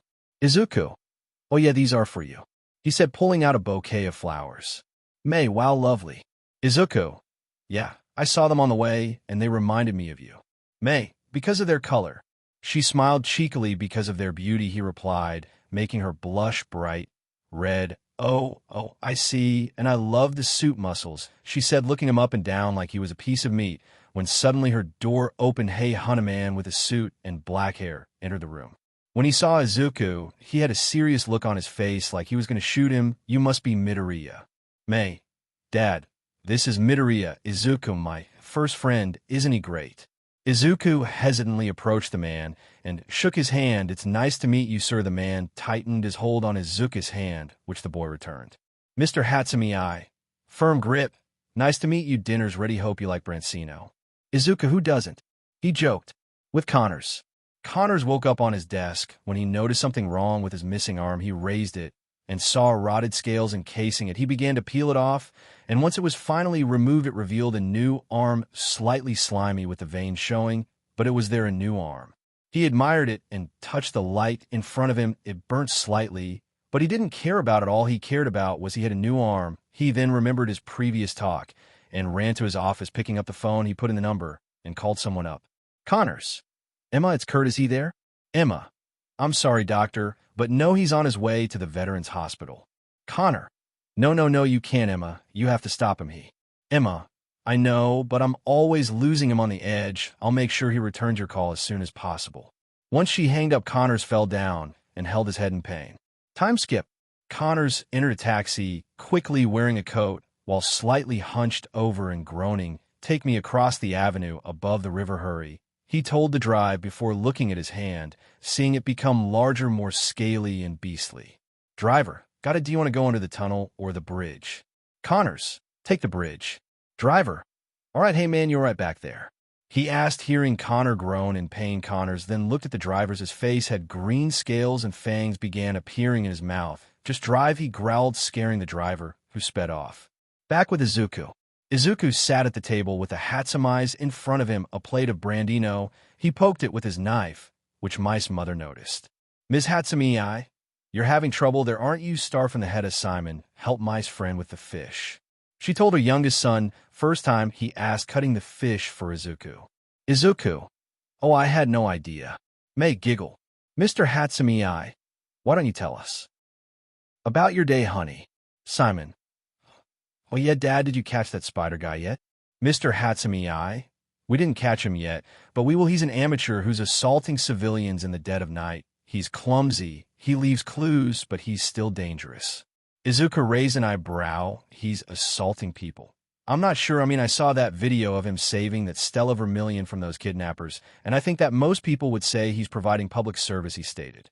Mr. Hatsumi, well, then most people would be wrong. If I wanted those kidnappers off the streets, then they'd be off the streets. Izuku. Then why weren't they then? He questioned him, making May laugh nervously. Well, let me enlighten you. You see, the kidnappers were leading us to the guy who runs the entire operation. It's been a 6-month-long sting. It's called strategy. I'm sure you've heard the term strategy. Izuku, yeah. Mr. Hatsumi, yeah. May looked at her mother for help, but her mother just shook her head. Izuku. Well, obviously, he didn't know you had a plan. Mr. Hatsumi, well, you seem to know a lot about this case. Do you know something that we don't know about? Whose side are you on here, us and the heroes, or this vigilante? Izuku.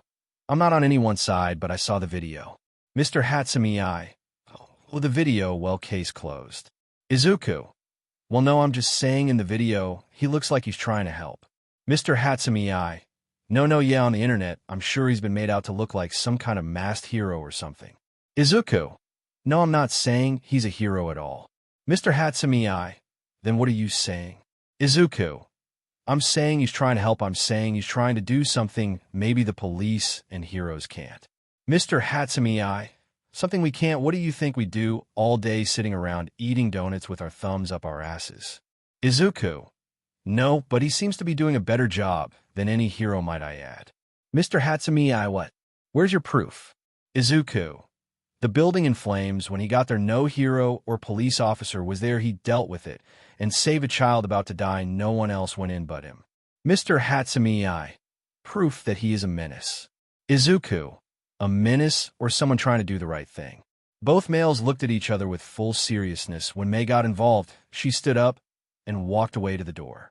May, Let's get some air Midoriya. Dad, we need to talk. Mr. Hatsumi. Yes, we do. Izuku. Thank you for having me, and I'm sorry if I disrespected you, sir. Mr. Hatsumi. No problem. Izuku. Thank you for the food, Mrs. Hatsumi. It was great. Izuku got up and walked away with Mei. Outside, Izuku and Mei stood next to each other on the balcony, looking out at the city. Mei, well, that was something muscles. Izuku. I'm sorry, but I got scared he would arrest me at some point. Mei.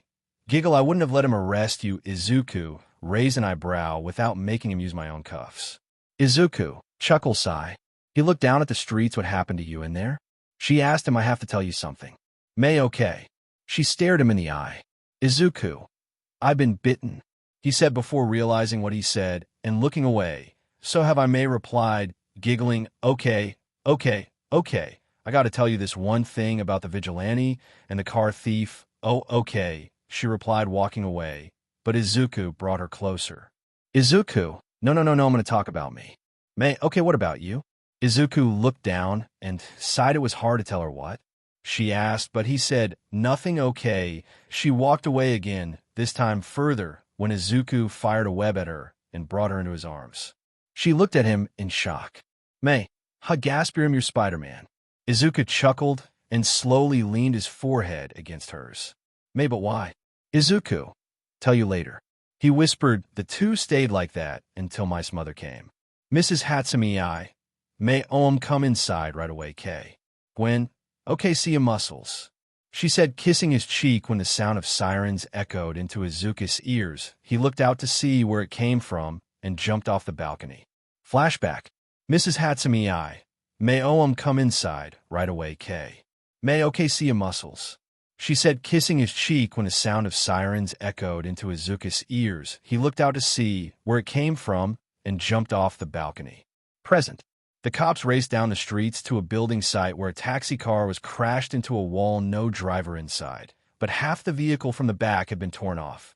Meanwhile, at the bridge, the traffic on the bridge was huge, no care was moving, and the beeping was unending. The ground began shaking under them, and the sound of people screaming became louder and louder. In fear, the civilians began running away screaming. Izuku's POV.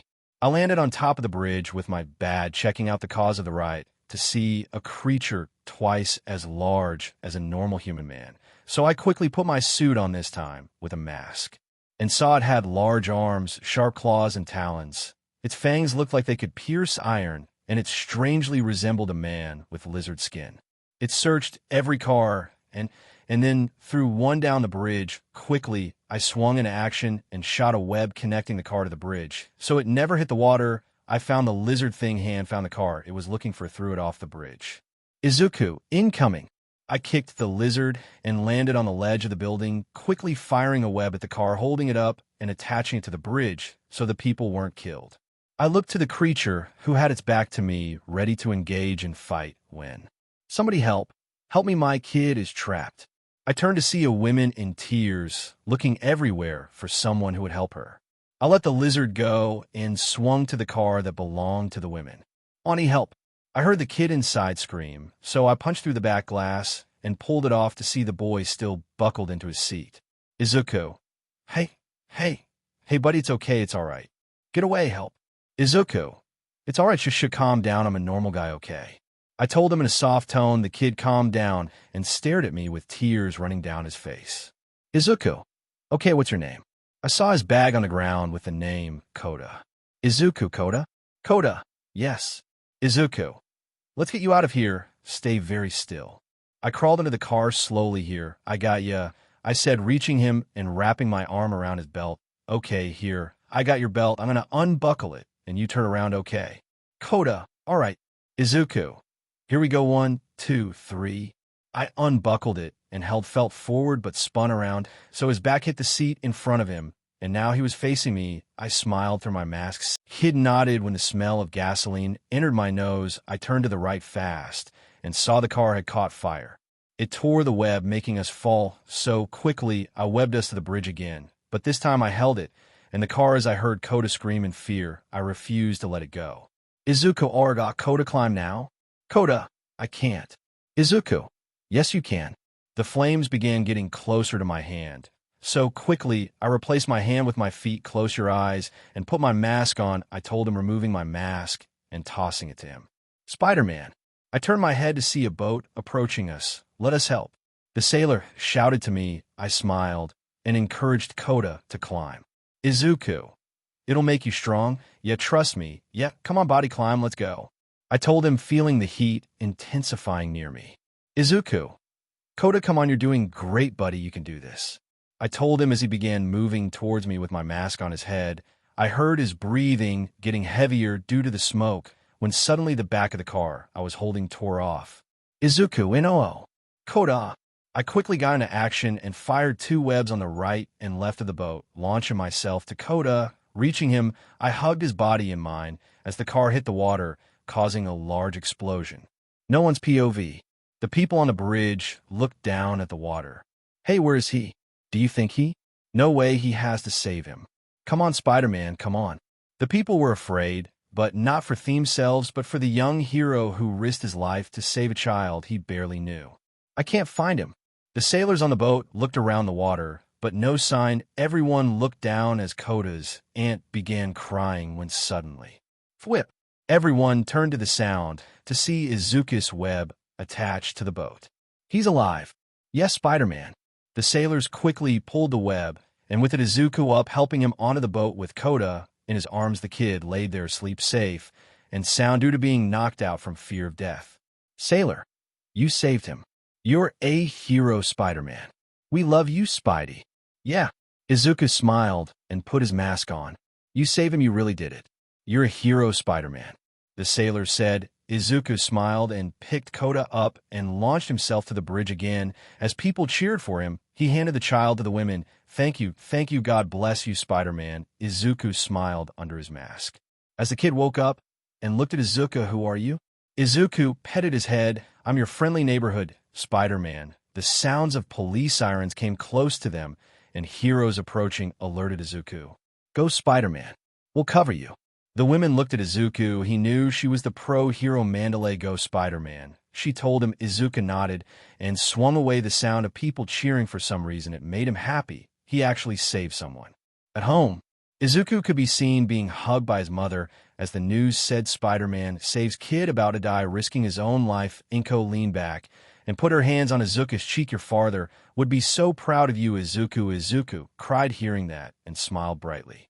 Meanwhile, in the sewers, the lizard's shadow could be seen as it slowly shrunk into a man who was Dr. Curtis Connors. His neck has a small patch of lizard scales, and his skin had a slight green color to it as he got out the water and walked away wrapped in a blanket. Time skip. Every news agency had their best people standing and demanding answers in front of the Public Safety Commission head. Commission.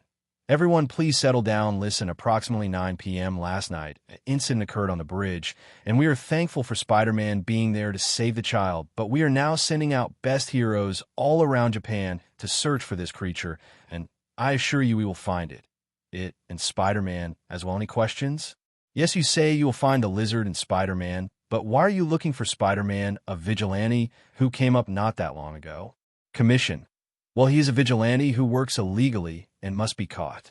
Is that it, or is it that you're afraid there's a hero possibly on the same level as the top 10 not working under you? Because from what I can tell, Spider-Man was the only hero that night risking his life for a child he barely even knew, and I think we can all agree that he deserves more respect. Right. Everyone, yeah. Commission. No further questions. She left the reporters with a new news article. We love you, Spider-Man. With Izuku. Izuku could be seen in Dr. Connors' lab. Hello. He yelled, trying to find the doctor. When he found the same needle Connors used to inject Freddy with the serum, he looked it over when Connors came. Connors, it's not nice to snoop. Izuku jumped a little before seeing it was Connors. He looked disheveled. Sick not well. I gave everyone the week off. Izuku nodded. Yeah, he replied. Connors, shouldn't you be in school? Izuku. No, I don't attend school for a month since I'm moving to a new one. But I got a question, sir. How would a predator track a reptile? Connor. Oh no, they don't. Most reptiles are at the top of their respective food chain, kings of domain. Izuku. But they should have some kind of weakness, right? Connors. Why the sudden interest in the cold? Izuku. Just a question. I write analysis on all types of things, And I would like to know about reptiles, that's all anyway. Because of their coldness, would they react to changes in temperature? Connors. Well, you'll have to catch one first. He told him, holding the needle. Anyway, there's a rumor of a new species here in Mustafa. Beautiful, really. Izuku. What do you know about it? Have you seen it? Connors. Well, it's not yet classified, but they can be aggressive if threatened. He said, grabbing his bag. Doc, are you okay? He asked the doctor. Never been better, Midoriya. Never been better now. If you'll excuse me, I'm afraid I'll need to ask you to leave. I've got a new project, and I'll need you to excuse me, he said, walking away to the door. Wonderful things are coming, Midoriya. Wonderful things. Izuku began hearing strange sounds in the lab and approached it, seeing the cage that held Freddy destroyed, and in front of it was a lizard Freddy eating the other mouse. Izuku. No way, Freddy, he said in terror. Izuku ran out of there to the police office where Mice Father was and entered his office to see him working. Mr. Hatsumi, Mr. Midoriya, why are you not in school? Izuku. I left school, and I'm moving to another one. Mr. Hatsumi, well, I'm not moving, so I don't have free time. Izuku followed him around the office. Well, it's about the creature last night. It's not some person's quirk, no. It's much more dangerous, and I know who it was. He told you know who it is? He questioned Izuku. Dr. Curtis Connors. That's right, Izuku clarified. Mr. Hatsumi, Dr. Connors is a respected scientist and mentor. Is that who you're talking about? Izuku. Yem. Mr. Hatsumi, yeah, you know, Dr. Connors recently sent my daughter a glowing recommendation to Oscar for the invention she helped him build, and when I read it I cried, but you would have me believe that he is running around now using his so-called lizard quirk. Izuku. Not a lizard quirk, he has transformed himself into a giant lizard. Izuku realized he sounded crazy inside. Mr. Hatsumi, let me ask you something. Do I look like the mayor of Tokyo? Izuku. I'm telling you the truth. The man has been working his entire life on cross-species genetics. He lost his left arm and has been trying to regrow it. But there's something going wrong in the formula, and he used it on himself. He's using lizard DNA. He is dangerous, and he's planning something horrific, I know for sure. Mr. Hatsumi, okay, here's what you're going to go back to hanging out with the people of Tokyo, and I'm going to go back to protecting the fine citizens of this city. Mr. Davis, please escort him out. Izuku. You need to bring him in. I'm not messing around. Please bring him in. You have to listen to me. Bring him in. He shouted, getting pushed out. Mr. Hatsumi then walked to another officer. Jimmy, bring me everything you have on Dr. Curtis Connors by tomorrow, he told him. With Izuku.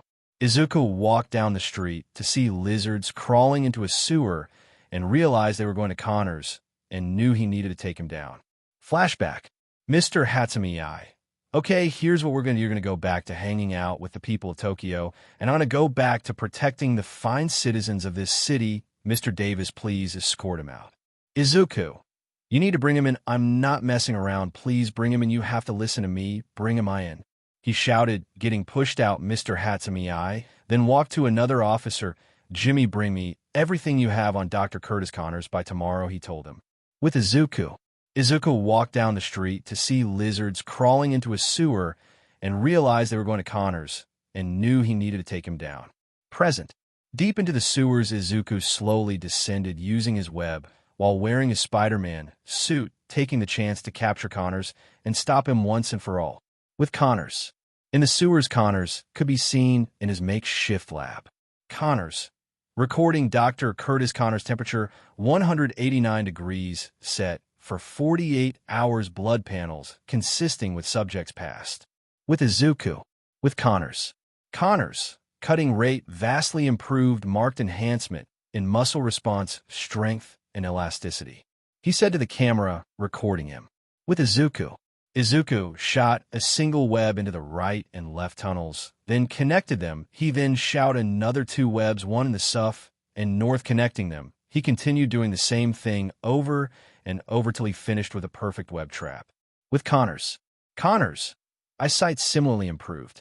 He said, holding his glasses in hand, subject no longer requires corrective lenses. Suddenly the doctors heard swung left and right. His pupils turned to slits, This is no longer about curing ails. This is about finding perfection in an attempt to repress generative relapse. Dosage has been increased to 200 milligrams. The doctor moved his sleeve up, revealing his sickly, greenish-white skin, injecting himself with a needle. Holding the lizard formula, he pressed the button, allowing the lizard DNA into his body. He stared at the camera once more with an evil look on his face and threw it at a wall, breaking it. With Izuku could be seen sitting on the webs, drawing into his notebook a picture of MT Lady right beside the information for her. When suddenly the web began shaking, he got up as his spider sense went off. Throwing his book away, he webbed it to the wall and looked into the tunnel in front of him. The webs continued moving, and his spider sense got even stronger. So he crawled forward about 6 centimeters when the web on his right shook. So he turned to look at it. Suddenly, all the web strings began moving, causing Izuku to spin around, confused by it all when he saw a lizard shadow. Clenching his fist, he prepared himself ready for anything. He replaces his lenses with those of goggles, so he could see underwater in case things go wrong, and he studied up on aquatic hero tactics, especially those of Selkie. Dozens of lizards began crawling on each web, approaching him. He watched as some fell through the hole beneath him, while others crawled towards the left tunnel, so he crawled close towards them. When he heard the sound of something slithering behind him and his danger sense boomed, turning around fast, the lizard jumped him, shoving him onto his back against the web. It tried cutting him with its claws, and then it tried biting his head off, but Izuku grabbed it by its neck, holding the monster back as it continued trying to kill him, pushing down on the web, causing the items the web was attached to break off the walls. Izuku, Lizard, you stopped me once, you will not do it again. The nails of the claw Izuku was holding back had begun growing longer. Lizard, I'm getting stronger every day. Izuku, he screamed in agony, feeling the claws dig themselves into his chest and cause large cuts. In his moment of weakness, the lizard grabbed him by his chest, holding his arms to the side, and approached the mask to rip it off when Izuku kneed him in the gut and then punched him in the face when the web finally gave out, causing them both to plunge into the hole of water beneath them. Izuku and the creature battled. As they sunk, the lizard dragged him down, and Izuku kicked it in the face, causing it to let go. As he swam with the water currents, the lizard slowly caught up, about to grab onto Izuku when he flipped over its body and smashed its head into the 3 bars in front of them. The lizard got dizzy, leaving Izuku, who grabbed him by its head, and the bars they slammed into smashing the lizard's head against it over and over till he made a large enough dent for Izuku to swim through. The last thing he heard was the lizard roaring angrily at him. Izuku found himself a way out the sewers and used his sticky hands to hold on and crawl up the drain. Reaching the exit, he found a manhole cover, so reeling his fist back, he punched it off and pushed himself out, taking in much-needed breaths of air and falling onto his back. Izuku, sigh, well, that could have gone better. With Connors climbed out the water from where he and Izuku fell. Webs stuck to him, he nudged them off. He looked to the sound and saw a notebook stuck to the wall, so he approached and tore the web off. Looking at the book's cover and the title, Hero Analysis for Future number 13, it found, please return to Izuku Midoriya. Connors, Izuku Midoriya Gur. He tore it apart in anger. With May was working on blueprints while on her laptop when she heard a knock on the glass and turned to see Izuku in his suit without the mask. May, giggle coming, bug boy, she said, turning back to her laptop, while Izuku climbed in slowly. You should maybe consider coming in through the lobby, she told him, turning back once more, looking at him as they both laughed. May, so my father is under the impression that you need psychiatric attention, Midoriya? What happened? She rushed to his side and helped him onto her bed.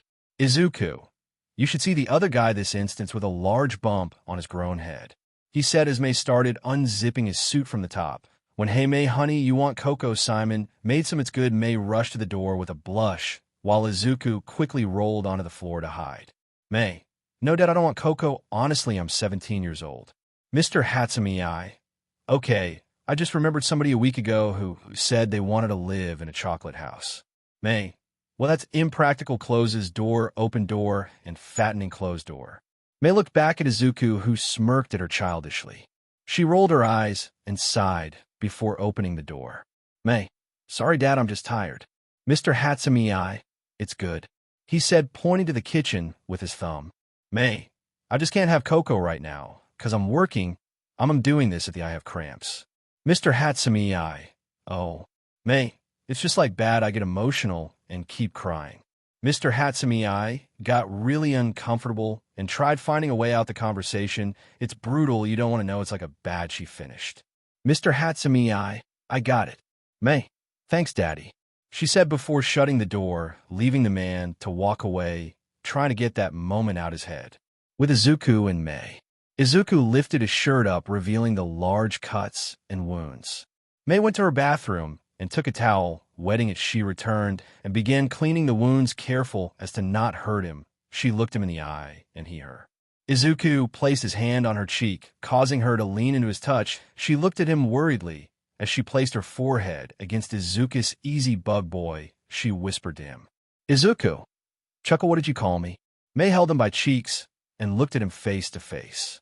May, I know what this is. Every day, for as long as I could remember, my father woke up every morning at 7 a.m. and left the house with a gun strapped to his side and a badge on his chest. And every day, for as long as I could remember, I never knew if he was going to make it back home. That's why I got into engineering, to make his job safer. Izuku leaned back and caressed her cheek, wiping the tears from her. Pulling her in, he kissed her forehead. Izuku, I will always come back, I promise, whispering, it's okay. I'm okay. It'll all be okay, but I gotta stop him. She looked at him with worry. I have to, because I created him, he finished. She looked at him in disbelief. How did you create him? She asked him. Izuku, I gave him an equation. I made all of this happen. My father worked on something secretly. Now I realize why he kept it a secret. Izuku looked down. Point. Is my responsibility, and I have to fix it. He petted her as she looked down. So using her finger, he raised her head. Hey, let's get out of here. Let's just get out of here. He shook his head like a crazy person, making her giggle. I can't, she whispered back. Izuku, yes. May, no. Izuku, yes. May, no, if my parents see me leaving, I'm dead. She told him as Izuku smirked. Your parents aren't going to see you leave. He told her, confusing her. May screamed, hugging Izuku tight as he swung with her in his arms. With Connors. Izuku Midoriya is Spider-Man. Connors sat at the edge of the water in the sewers, hearing voices in his head. I'm not the one who needs help. There will be no more loneliness, no more outcasts. Connors rushed to his sewer lab. Species-wide distribution can enhance humanity on an evolutionary scale. One has to adapt to survive. Connors picked up some of the formula. He looked to the distance. By changing like the snake, I will be free to cast off flesh to wherein I dwell confined. Would you give it all up? All you know you could do, all the power you feel? Connors walked to the needle and inject the formula into his own self. I can save them. Connors, Connors began slowly transforming until he fully morphed into the lizard and then turned to the door behind him. You're not going to get in the way of my plan, Izuku Midoriya. He shouted, running through the door, leaving a broken computer screen, revealing a photo of Izuku with his home address. With Izuku, in the Midoriya apartment. Inko could be seen much thinner than before while cooking and humming a tune. Meanwhile, Izuku was in his bedroom, looking at his body and the 3 new scars he got. The third is hidden under the singlet. Izuku, sigh great. Izuku's head suddenly turned to his door, hearing rattling from the toilet under the bathroom. He grabbed his suit and quickly threw it on while Inko walked towards Izuku's room. Inko, Izuku, lunch is ready. Boom. The lizard smashed through the wall beside Inko, a bag strapped to its waist holding something. He grabbed Inko and shoved her into the wall, cracking it behind her as she squirmed in pain. Where is he? Where is Izuku? He roared when suddenly a vase was thrown and smashed over its head. Izuku, Hey. He shook its head dizzy when Izuku, out of nowhere, kicked it from underneath its jaw and began punching him in the face, enraged. Izuku, don't punch, touch, punch, my punch, mother. He shouted with each punch, smashing the lizard's head deeper and deeper into the ground. Izuku, run him, you. The lizard suddenly got up and smashed Izuku into the wall. Izuku, gra. Inko, Izuku. She shouted, let go of my son, using her quirk to smash a table into the lizard's head. Izuku, grah. He punched it in the face. The lizard turned to him in anger. Lizard, roar. Izuku head butted the lizard, and then used the wall to tackle the lizard outside, smashing the lizard through the building as they came straight down 17 floors. Izuku and the lizard wrestled as they descended, when Izuku quickly swung the lizard around and began punching him in the face till the lizard grabbed him by the wrists and spun him around, forcing his head down. Lizard, all those souls afraid and alone need to stop me, Midoriya. Izuku, you're wrong. This isn't the way to save the people. Connors, if you aren't with me, then you're against me. They two were about to hit the ground when Izuku smacked his hand against the wall next to them, causing him to separate from the lizard. Then he shot 2 webs on both sides of the creature and slingshot down at such high speeds that when the lizard smashed into a car below him, he slammed both feet into the creature's gut and then pierced the car, causing it to explode. Flashback. Izuku, you're wrong. This isn't the way to save the people. Connors, if you aren't with me, then you're against me. They two were about to hit the ground when Izuku smacked his hand against the wall next to them, causing him to separate from the lizard. Then he shot 2 webs on both sides of the creature and slingshot down at such high speeds that when the lizard smashed into a car below him, he slammed both feet into the creature's gut and then pierced the car, causing it to explode. And a flashback. This just in, the vigilante Spider-Man has defeated the lizard. On the large screen in the center of malls, on TV channels and phones, footage of the fight between Spider-Man and the lizard was sent out, although some parts weren't seen, like from where they fell from and the words they spoke. Izuku, however, had a bad feeling, but he had to leave that for later. Right now, he had a new house to move to. Inko, so well then, are you ready for the start of our new lives? She asked her son, both standing in front of their new home left to them by Hisashi. They took out the boxes from the moving trucks and brought them into the house. Inko, why don't you look around while I set everything up in the kitchen, sweetie? Izuku, are you sure? It's a lot of work, he said, slightly worried for his mother. Oh, she hummed with an innocent smile, while around her several plates, silverware, and pots floated. Inko, I wonder, is this too much, Izuku? She smirked mischievously at her son, who chuckled and kissed her head. If you need me, I'll be around, he told her. Inko nodded and watched him head off while she started putting everything up. Izuku started his tour in his new bedroom and began setting it up, putting all the things he needed around, of course, with the money he made off of selling All Might merchandise. Since it was too much, he made quite the amount of money. Next, Izuku headed off to look at the bathroom and put the toiletries where they were meant to be and placed a bath towel behind the door on the rack and a tea towel if they needed to dry their hands. Izuku then moved on to the living room and unboxed the couches, putting them around a new tea table his mother bought, and the TV they recently purchased against the wall on a movie table, which essentially kept the films in a drawer. Leaving the room, he walked towards the door on his right and opened the sliding doors to see the backyard, which was a lovely setting perfect for barbecues and more outdoor events. After a few hours of setting up, Izuku left to see his mother, who had finally finished with the kitchen. Izuku, you look tired, he said to his mother, who was lying on the couch. Inko, giggle, says the one covered in dust. She replied, sitting up and smirking at Izuku, who was covered in black spots. He did get dirty while working. Inko, why don't you go have a shower while I get dinner ready, sweetie? Izuku, right? Leaving the kitchen, Izuku left to his bedroom to gather his clothes, and then into the bathroom. Turning on the water, he stepped in and bathed, finally relieving his tired bones. Izuku sighed and rested deeper into the water when he looked down, recalling something the lizard said while being arrested. Flashback. Izuku stood in front of Lizard, who was being restricted by the cops. He looked at Izuku and smirked. Lizard, you may have won this round, Spider-Man, but it's not over, for once the moon reaches its peak, man will cease to exist, and there will only be the lizard. Into flashback. Izuku narrowed his eyes until something clicked. The bag strapped to the lizard held something important, something he needed, something valuable. Eyes widening, he jumped out the water and dried himself off. Running to his bedroom, he grabbed his suit and ran away, about to reach the front door when he was stopped by his mother. Inko, and where do you think you're going? Izuku didn't turn around. Out, why? He questioned her. Inko, tell me the truth, Izuku. Izuku, the lizard wasn't done, and if I don't leave now, he'll do something that could destroy us all. Inko, Izuku, don't you think this is too much? Look at what happened earlier. He found us. He found you and nearly killed you. I know you want to be a hero, but maybe there's another way. Izuku, there is no other way. Inko, what do you mean, there is no other way? I can't let you go out there to die. Izuku, and what about you? Inko took a step back. She'd never heard him scream before. Izuku, what if I don't go right now, and he succeeds? The lizard could be seen smashing out the police station and running to Oscorp. Izuku, what if I'm stuck here, and he reached Oscorp? The lizard could be seen smashing through random pro heroes and backhanding Maruko into a wall before climbing Oscorp's wall. Izuku, I already lost Dad, I won't lose you too.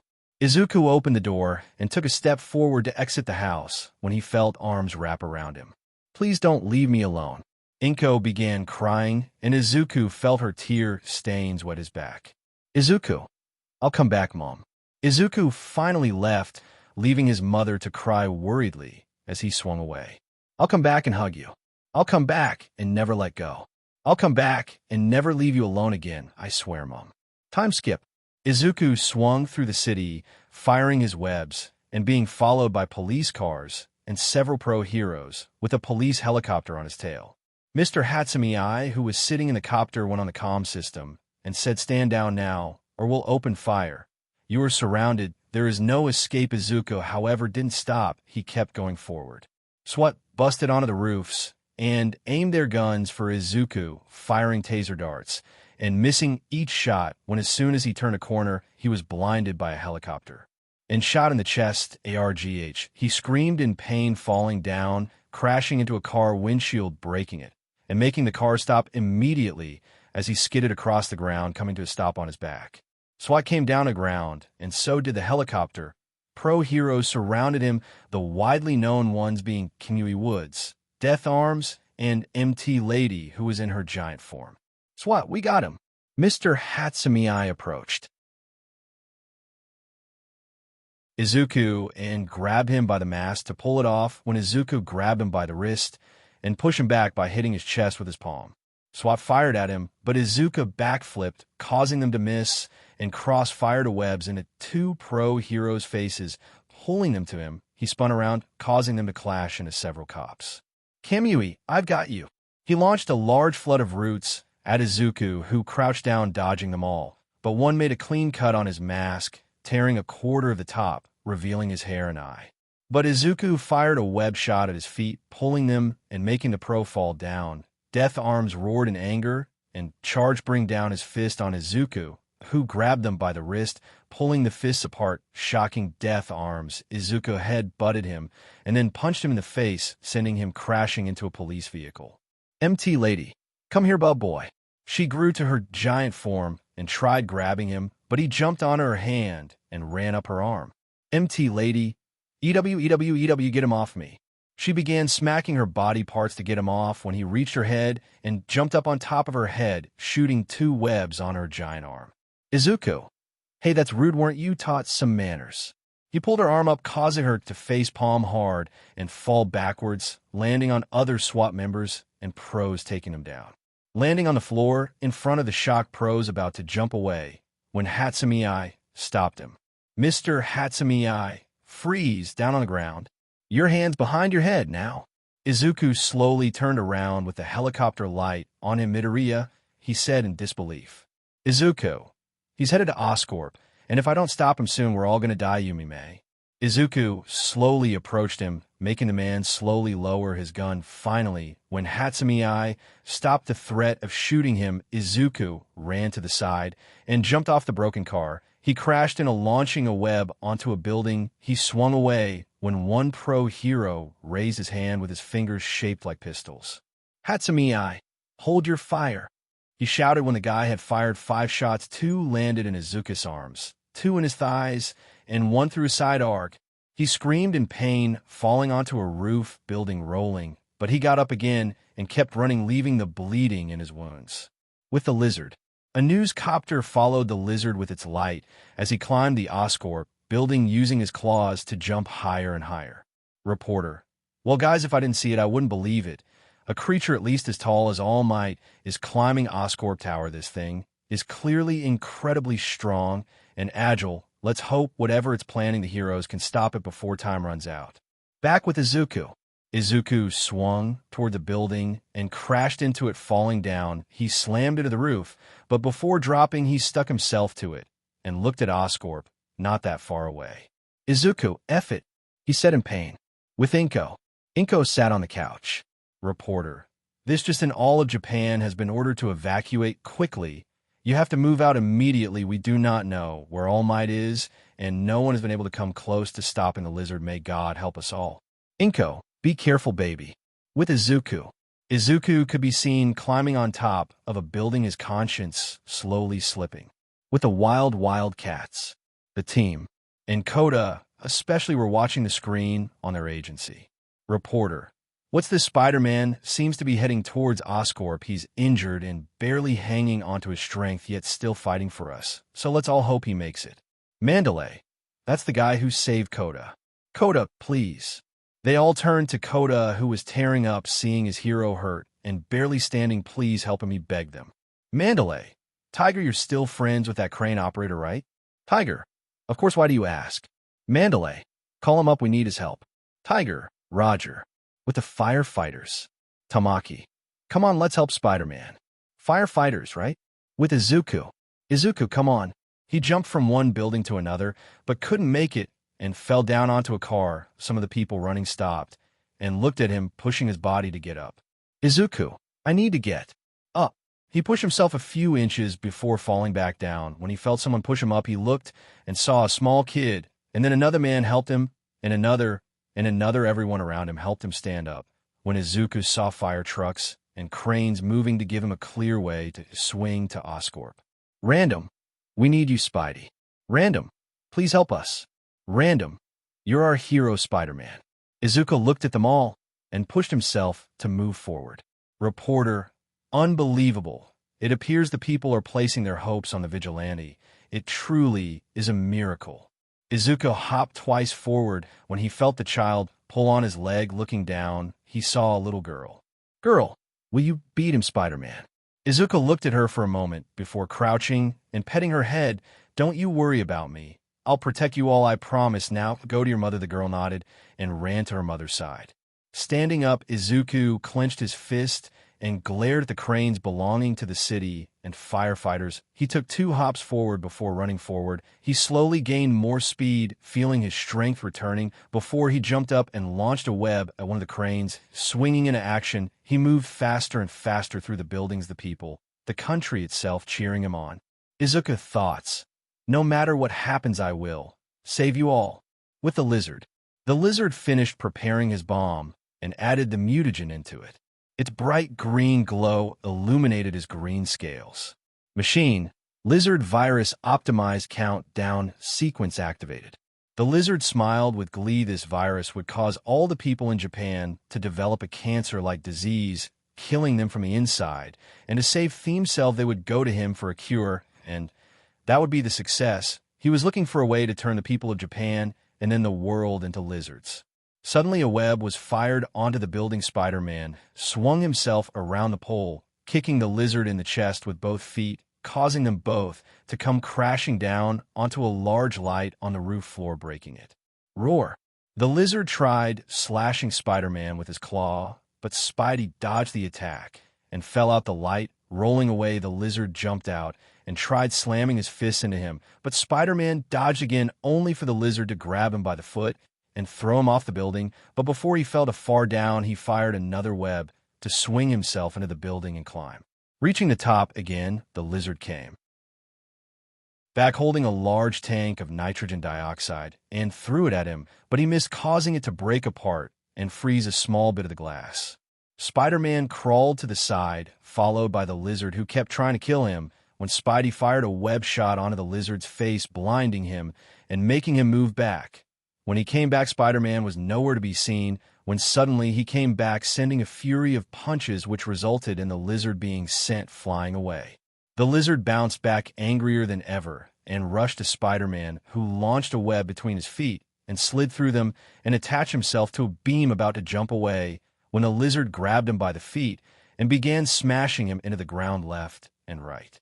Spinning him around, the lizard grabbed him by the wrist and squeezed tight, destroying the web shooter. Putting both hands together, the lizard held them with one hand and used his other to pull the mask off, revealing Izuku's face completely. But Izuku's face was covered in scratches, a few bruises and cuts. Lizard. Poor Izuku Midoriya, no farther. No friends, no aunts, no uncles, all alone. A shotgun being reloaded caught their attention. It was Mr. Hatsumi-ai. Hatsumi-ai. He's not alone. The lizard roared at him, but Hatsumi-ai shot and hit a nitrogen tank tube, causing it to detach from the pipe. It was connected to and fly into Izuku's hand, putting it in the lizard's face. The monster roared in pain, its limbs being frozen solid, as Izuku kept the tube firing against him, causing him to be shrouded in ice.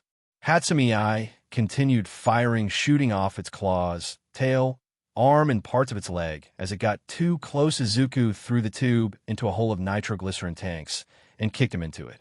Izuku, hold him down, I need to stop that bomb. Izuku was about to leave when Midoriya used this. Izuku looked back at him and caught a small grenade. Hatsumi-ai, it should be enough to burn apart that virus. May made it for you, and I'm sorry for everything I said about you during dinner. You are what this city needs. Izuku looked down and smiled, nodding his head. He ran away. Hatsumi-ai turned back to the lizard, only to get punched back into a wall by the same monster who followed Izuku up to the bomb. Izuku. Almost there, almost there, almost there. He reached to the bomb when his foot was grabbed by the lizard. Lizard. Haha, where do you think you're going, Midoriya? Lizard. Moahahaha, you stupid fool, did you think you could win? I will erase humanity, and this pathetic world will all be mine. He shouted, madness seeping into his eyes. Hatsumi-ai and oh. Hatsumi-ai fired a single gun shot, hitting the lizard in the face, causing him to roar down at the man with his eye, regenerating Spider-Man, then kicked him in the face, sending the lizard down.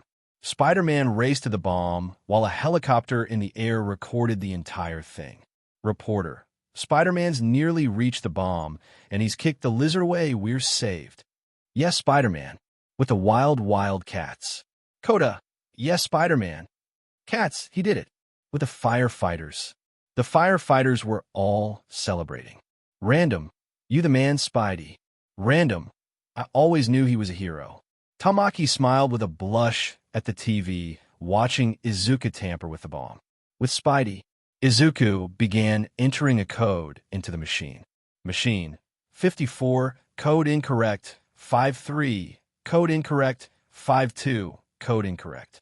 Izuku. F at work, why won't you work? He punched the machine twice, causing the screen to get damaged and the bomb to turn off. Izuku, phew. He wiped the sweat of his face. Reporter. He did. Spider-Man did it. Izuku looked down at Hatsumi-ai, who smiled at him, jumping down to the man's side. He smiled back. Thankfully, the darkness of night covered his face, so no one saw him. Izuku, we did it. Hatsumi-ai. No, you did it.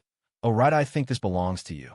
Reaching to his back pocket, Hatsumi-ai pulled out Izuku's torn mask and handed it back to him. Taking it, Izuku smiled, thankful to the man when vital fluid splattered on Hatsumi-ai's mortified face.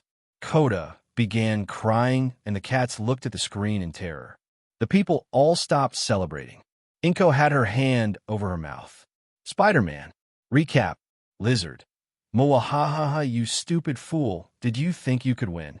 I will erase humanity, and this pathetic world will all be mine. He shouted, madness seeping into his eyes. Hatsumi-ai and oh. Hatsumi-ai fired a single gun shot, hitting the lizard in the face, causing him to roar down at the man with his eye, regenerating Spider-Man, then kicked him in the face, sending the lizard down. Spider-Man raced to the bomb, while a helicopter in the air recorded the entire thing. Reporter. Spider-Man's nearly reached the bomb, and he's kicked the lizard away. We're saved. Yes, Spider-Man. With the wild cats. Coda. Yes, Spider-Man. Cats, he did it. With the firefighters. The firefighters were all celebrating. Random. You the man, Spidey. Random. I always knew he was a hero.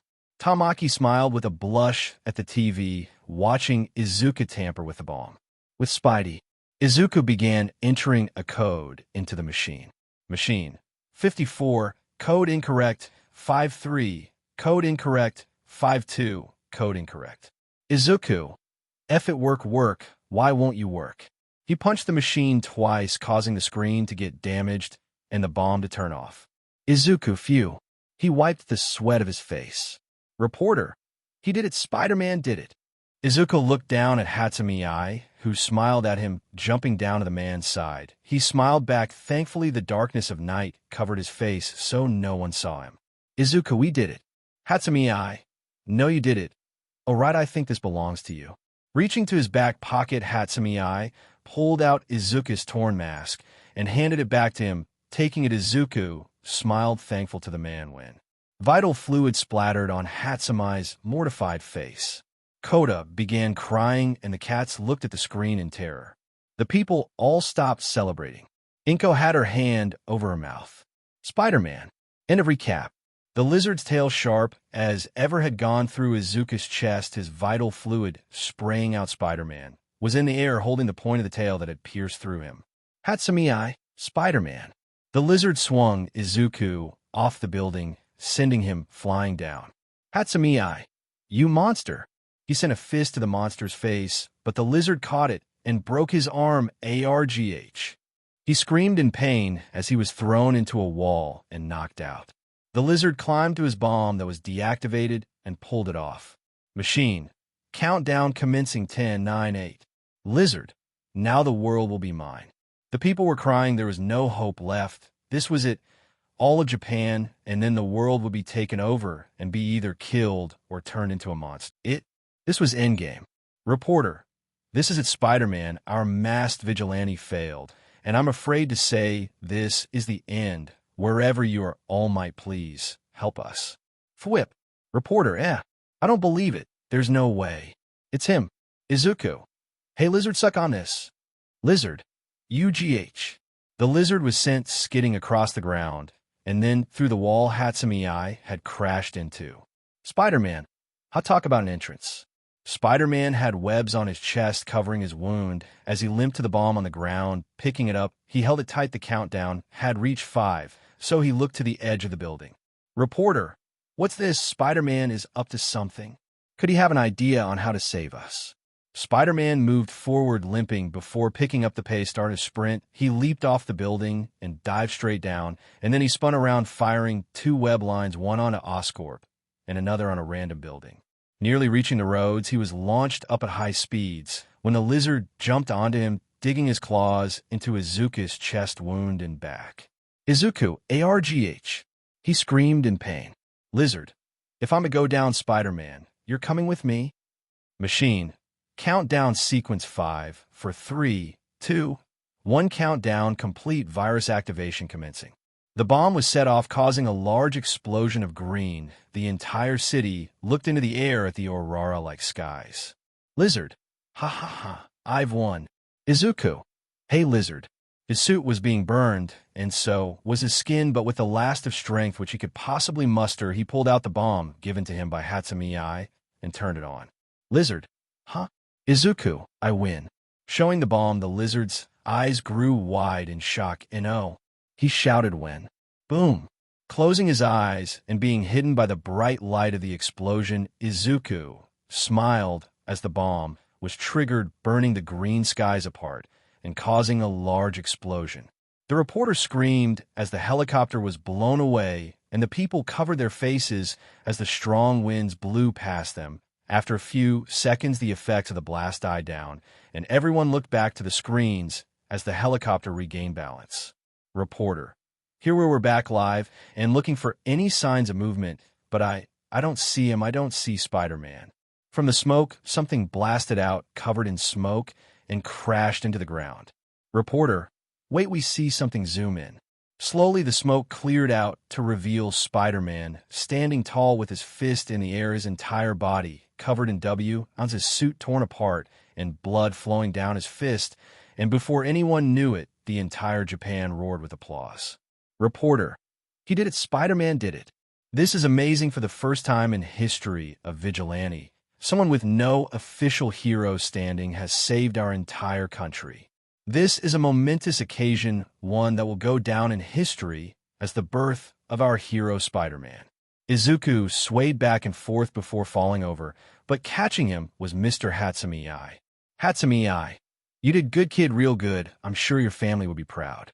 He heard snoring and realized Izuku wasn't awake, so with a small smile he picked the kid up and took him to a medic. Let's get you patched up and back on your feet. After all, Japan will need it, Spider-Man. Maybe you are the one for my precious May. Time skip. A hole burst out a building roof, and from it came out a large super-villain pink in skin color and with enough muscle mass to rival Hulk. Villain. ROARGH. The villain glared at MT Lady and Kimui Woods, who stood in front of him while he held hostages. MT Lady. Give up, villain. We won't let you hurt them. Villain. I'll escape, and you can't stop me. He raised his fist and brought it down on MT Lady, causing a large dust explosion. Kimui, MT Lady.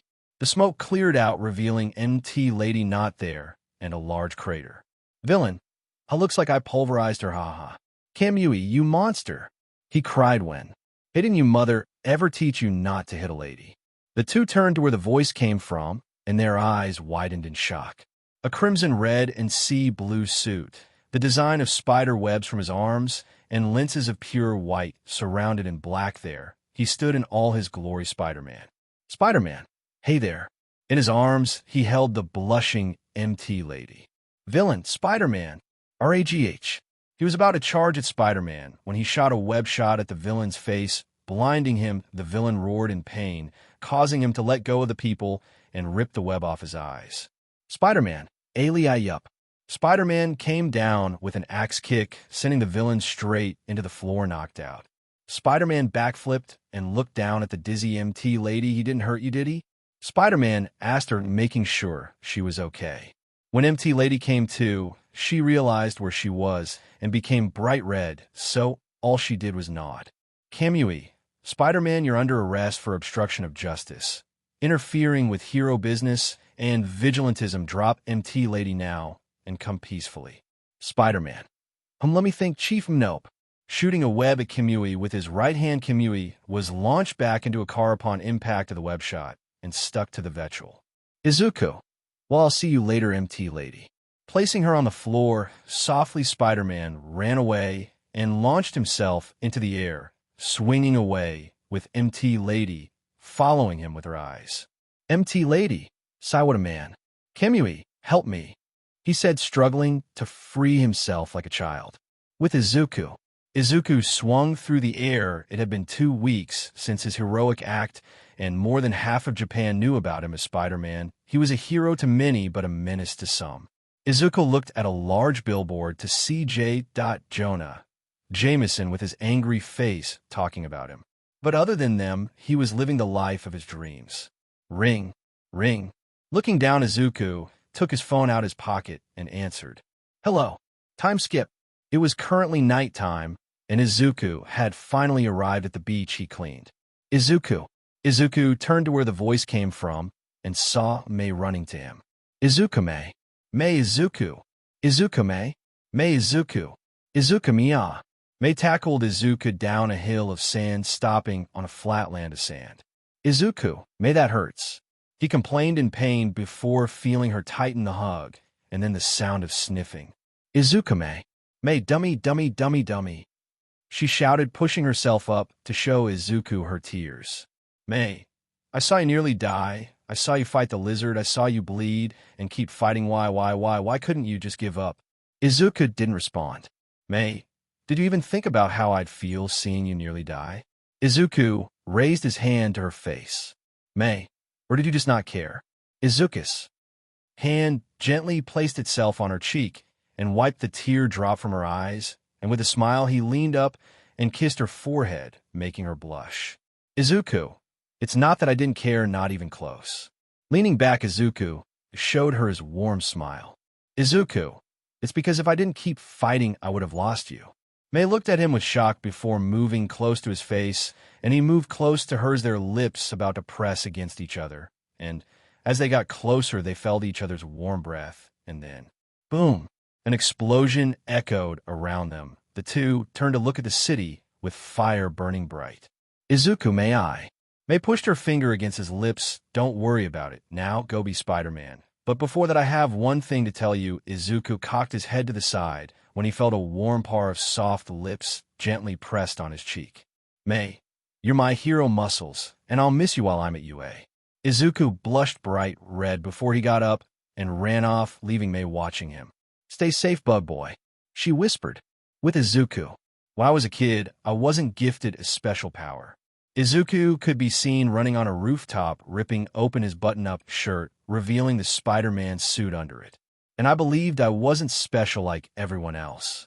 Izuku leaped off the roof and disappeared when suddenly a line of white attached itself to a roof and Spider-Man swung forward. But I was wrong. Spider-Man swung faster and faster the windows, catching a brief look of him. I was the most special of them all. Izuku launched himself high in the air using a catapult. After all, I am Spider-Man. The sounds of police sirens rung in the air as our main hero himself dived from high above the city down to the streets of Mustafa, where he swung into action. Woohoo! He cheered, swinging from building to building, street to street, having the time of his life. Izuku, all right, Japan, what do you have for me today? He asked, soaring into the air as a helicopter flew beside him. Reporting live from Mustafa, a truck has been seen carrying stolen Oscorp tech. A police chase is in progress. Diving back down, Izuku swung to the west side of the city. All right, let's get to work. Right above the cars, Izuku made his way downtown. In the scene, a large bulky truck crashed into several police cars, breaking through them, and behind the truck was an army of the boys in blue, followed by several pro heroes. Right beside the truck, launching into the air, was the rabbit hero Miruko. Miruko, I'll kick you to kingdom come. The crooks in the car, however, didn't hear her and fist bumped. Yeah. They roared at each other. We're back, Japan. Spider-Man, seeing the scene high in the air, swung towards them. Civilian 1, it's Spider-Man. Civilian 2, go Spidey. Spider-Man swung just over. Then, good morning, pedestrians, he greeted them as he zoomed to the car chase. Back at the scene, Spider-Man arrived and landed on the truck, moving to the truck window beside Alexei, where he knocked. Knock, knock, Mr. Criminal. Spidey called out, causing Alexei to roll down the window and let the hero put his hand in for a handshake till he saw who it was. Spider-Man. Oh my God, it's you two again. What a coincidence. Both Spider-Man. Flint died. He thrust his fist forward to hit Izuku, who dodged the hit, jumping on the roof. Spider-Man. Wow, after all we've been through together, this hurts you guys. Flint grabbed the submachine gun beside him and jumped out of his chair, sitting on the edge of the window, and aimed at Spider-Man, who shot a web at his face and slammed it down on the roof, causing him to fall backwards. But Spider-Man quickly shot a web at his hands, holding him onto the roof. Spider-Man. I mean, sure, there have been times when you could come to hate me, but I'm adorable, so it's fine, right? Miruko. Spider-Man. Spidey turned to face the back of the truck to see Miruko standing there. Izuku. Oh, hey there, Bonbon. The pro blushed at his nickname. Why, you little, she growled, embarrassed. Sorry, Bunny. But listen, I need your help. You interested? Miruko, you bet. Izuku jumped on his feet before running down to Miruko, who prepared herself as Spider-Man crouched just below her and launched up with her in the air, holding her by her waist as both lifted their left leg high, and Izuku fired 2 webs onto the surface of the truck. The light shined behind them as the people around looked in awe. Miruko / Spider-Man, lunar spider fall. Their legs, axe, kicked the back of the truck, causing it to flip up and several times over before it came to a stop against a building wall. Spider-Man landed in crouching positions, satisfied with their work, as Miruko hopped to his side with a smirk. The police surrounded the truck and pulled their guns out when Flint and Alexei busted out the truck, wounded. Alexei, damn it. Flint, not again. Police. Alexei Sistovich. Flint Marco, you have the right to remain silent. Anything you do or say will be used against you in a court of law. Miruko. Well, Spidey, nice work. So you ready to be taken down? She turned to see he was gone. Huh? Where did he go? She asked, annoyed. Police. Ms. Miruko, Spider-Man wanted me to give you this. He handed her a note with a chibi Spider-Man, saluting. Till next time, Bunny Girl Senpai. She read, her face bursting bright red. Gore Spider-Man. She roared into the sky. Break with Spider-Man. Izuku. Haha, another day. Another job. Well done. Hey, Harry, you there? Harry. You bet now. Come on, we got to school in a few minutes. Izuku. All right, see you then. Well, Spidey, today's a brand new day. Let's see what happens. Time skip. Izuku could be seen standing in a new uniform and a new look on his face. But he kept his glasses on and took the role of a good help. As the 3 months after becoming Spider-Man passed in a flash, his entire persona had changed. Izuku became confident, healthier, and much happier. He wasn't afraid or easily startled anymore. In fact, it took a whole lot to scare him. He also made a best friend, Harry Osborn, the second person he told about him being Spider-Man. After an incident with his father, Norman Osborn, Izuku was entitled to tell him everything. Harry became Izuku's eyes and ears as Spider-Man. He would send him info from all around the city, giving him the location of crime scenes and what was happening. Speaking of Spider-Man, the hero had become a new icon for the town. Loved by many and hated by few, he was a hero better than most. In fact, he already had souvenirs made for him, and fan clubs worshiping him. Spider-Man was a popular hero, and rightfully so. But that's enough about the background. Let's get back to our story. Present. Harry. Hey, Izuku. Izuku, Harry. Quirkless, but he's a genius when it comes to money and tech, and that's only one of the reasons he and Izuku are the best of friends. The two saw each other at the front gate of their school. Hugging it out, they fist bumped and continued inside together. Izuku. So how was your morning? Harry. Well, you know, the butlers were getting me ready and all, but Harold was being a total creep as usual. Izuku. All right, your stepbrother. So how's he lately? Harry.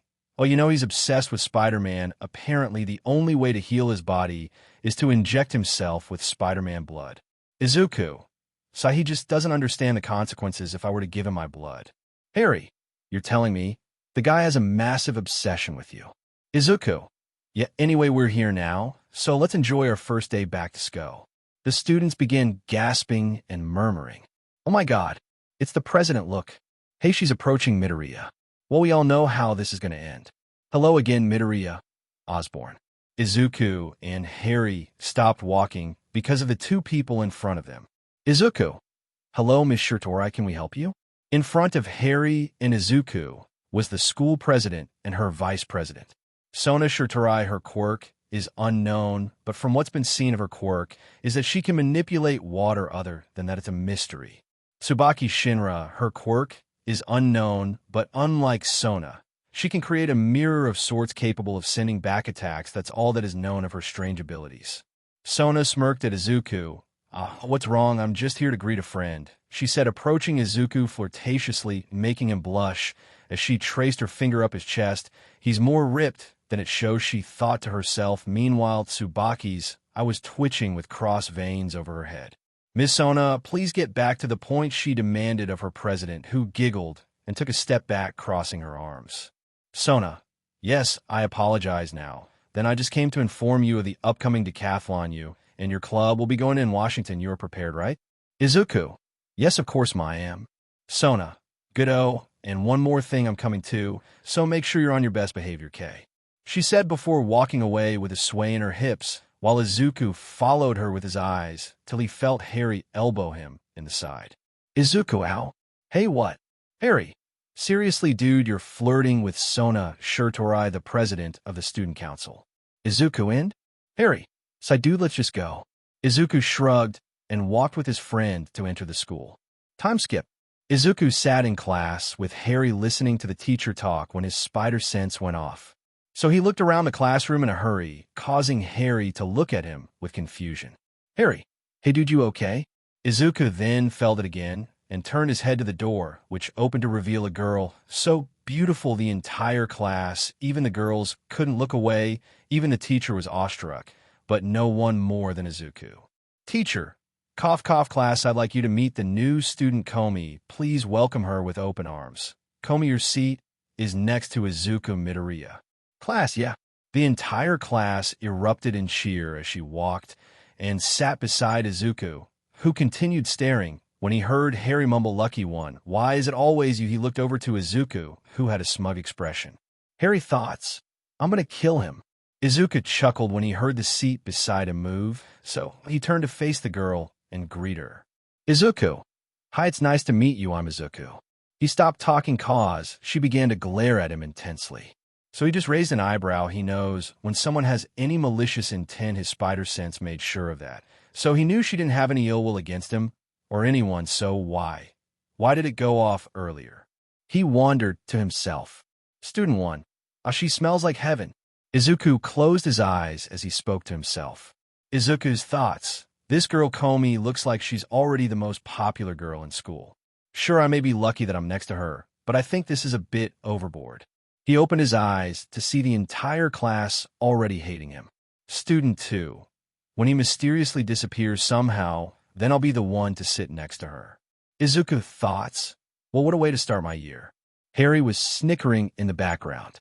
Time skip. The students kept their eyes on Komi.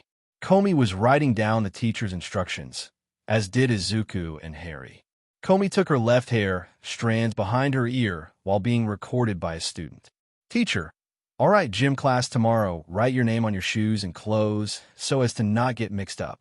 Komi was turning her page when her eraser fell to the ground and bounced to Izuku's feet. Izuku saw the eraser and picked it up to hand it to her. Izuku. Oh, you dropped your eraser. He was about to give Komi her eraser when. Pin grip. Komi got startled as she looked at Izuku, holding both a smoking compass and an eraser. Izuku. Hey, look at that, he. Ninja student. Izuku slowly put down his pencil and threw the compass back. Pin.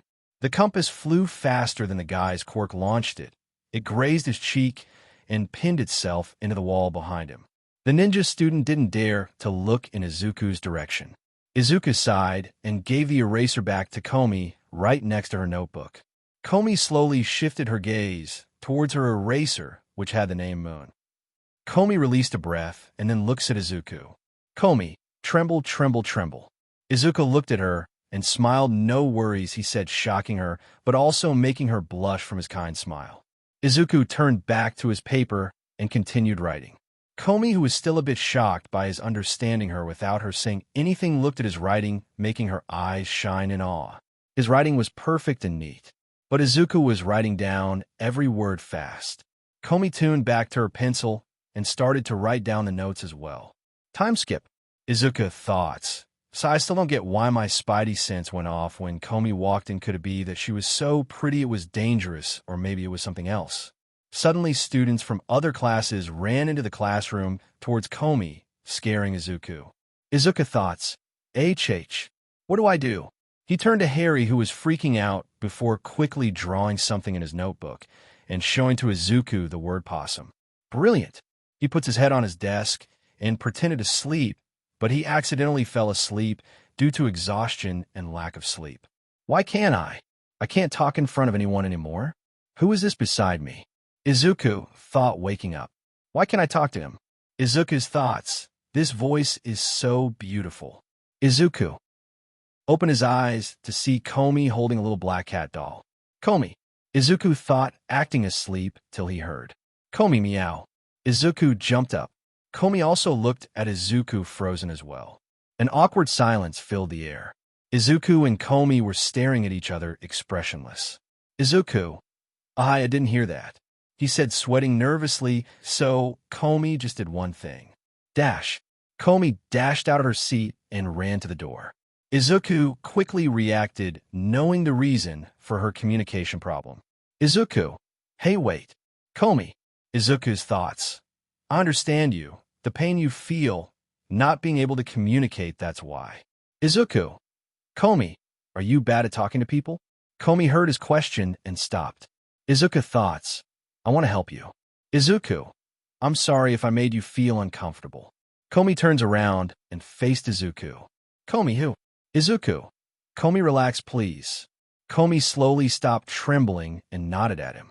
Komi slowly approached Izuku, noticing what happened to the tables and chairs around them from how fast she dashed away. So they quickly fixed everything, making it like it was earlier. Izuku. So you have a hard time communicating with others, right? He asked sympathetically. Izuku. So, you want to talk to me earlier, right? What did you want to say? Komi. Tremble, tremble, tremble, ho ho.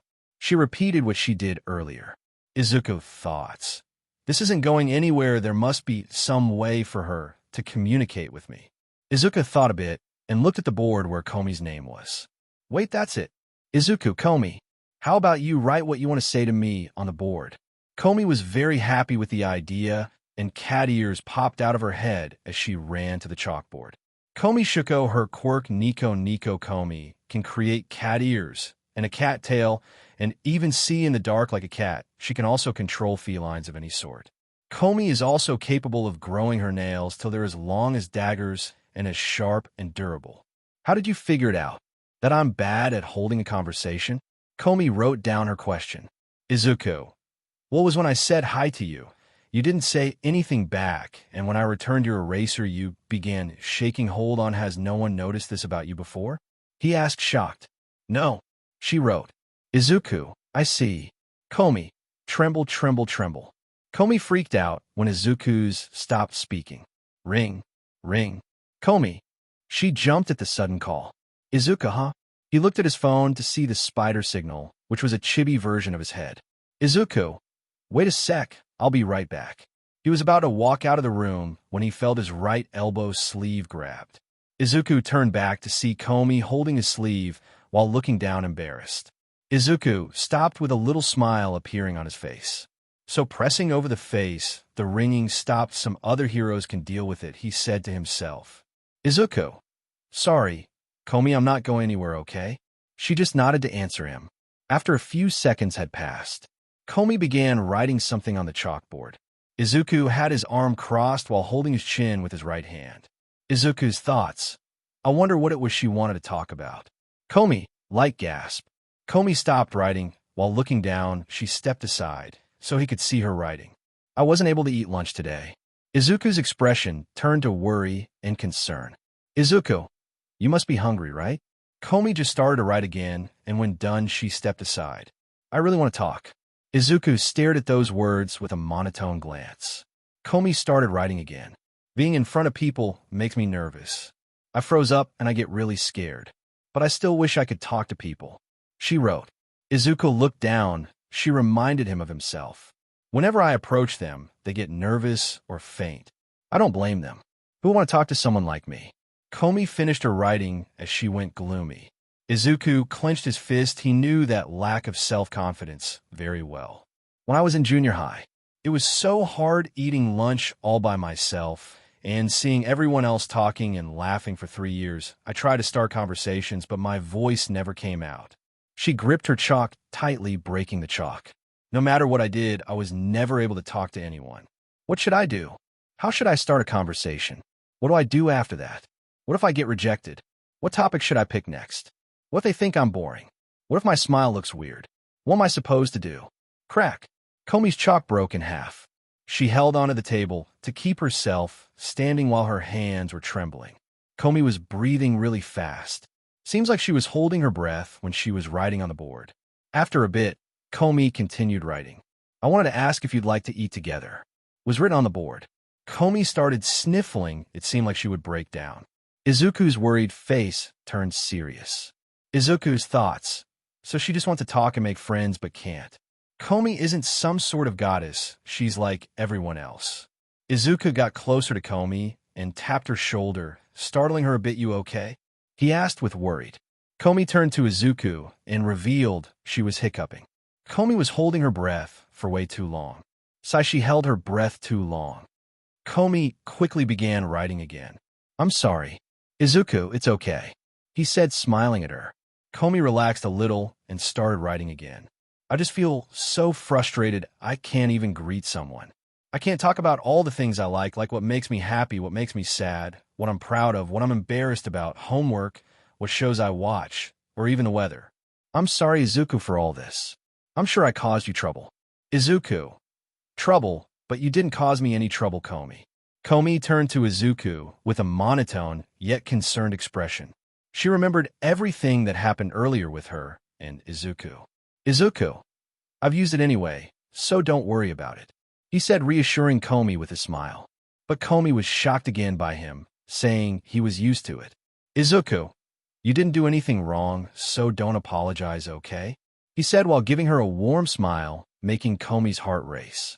Komi slowly turned to the board to write again. In any case, I'm truly sorry to you. I'm sorry, Izuku. Sorry for keeping you. I know this isn't your problem. I'd understand if you decided to forget everything I wrote here today.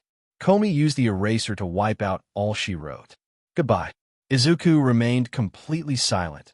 Komi looked down upset. She turned to Izuku and bowed to him before walking to the door.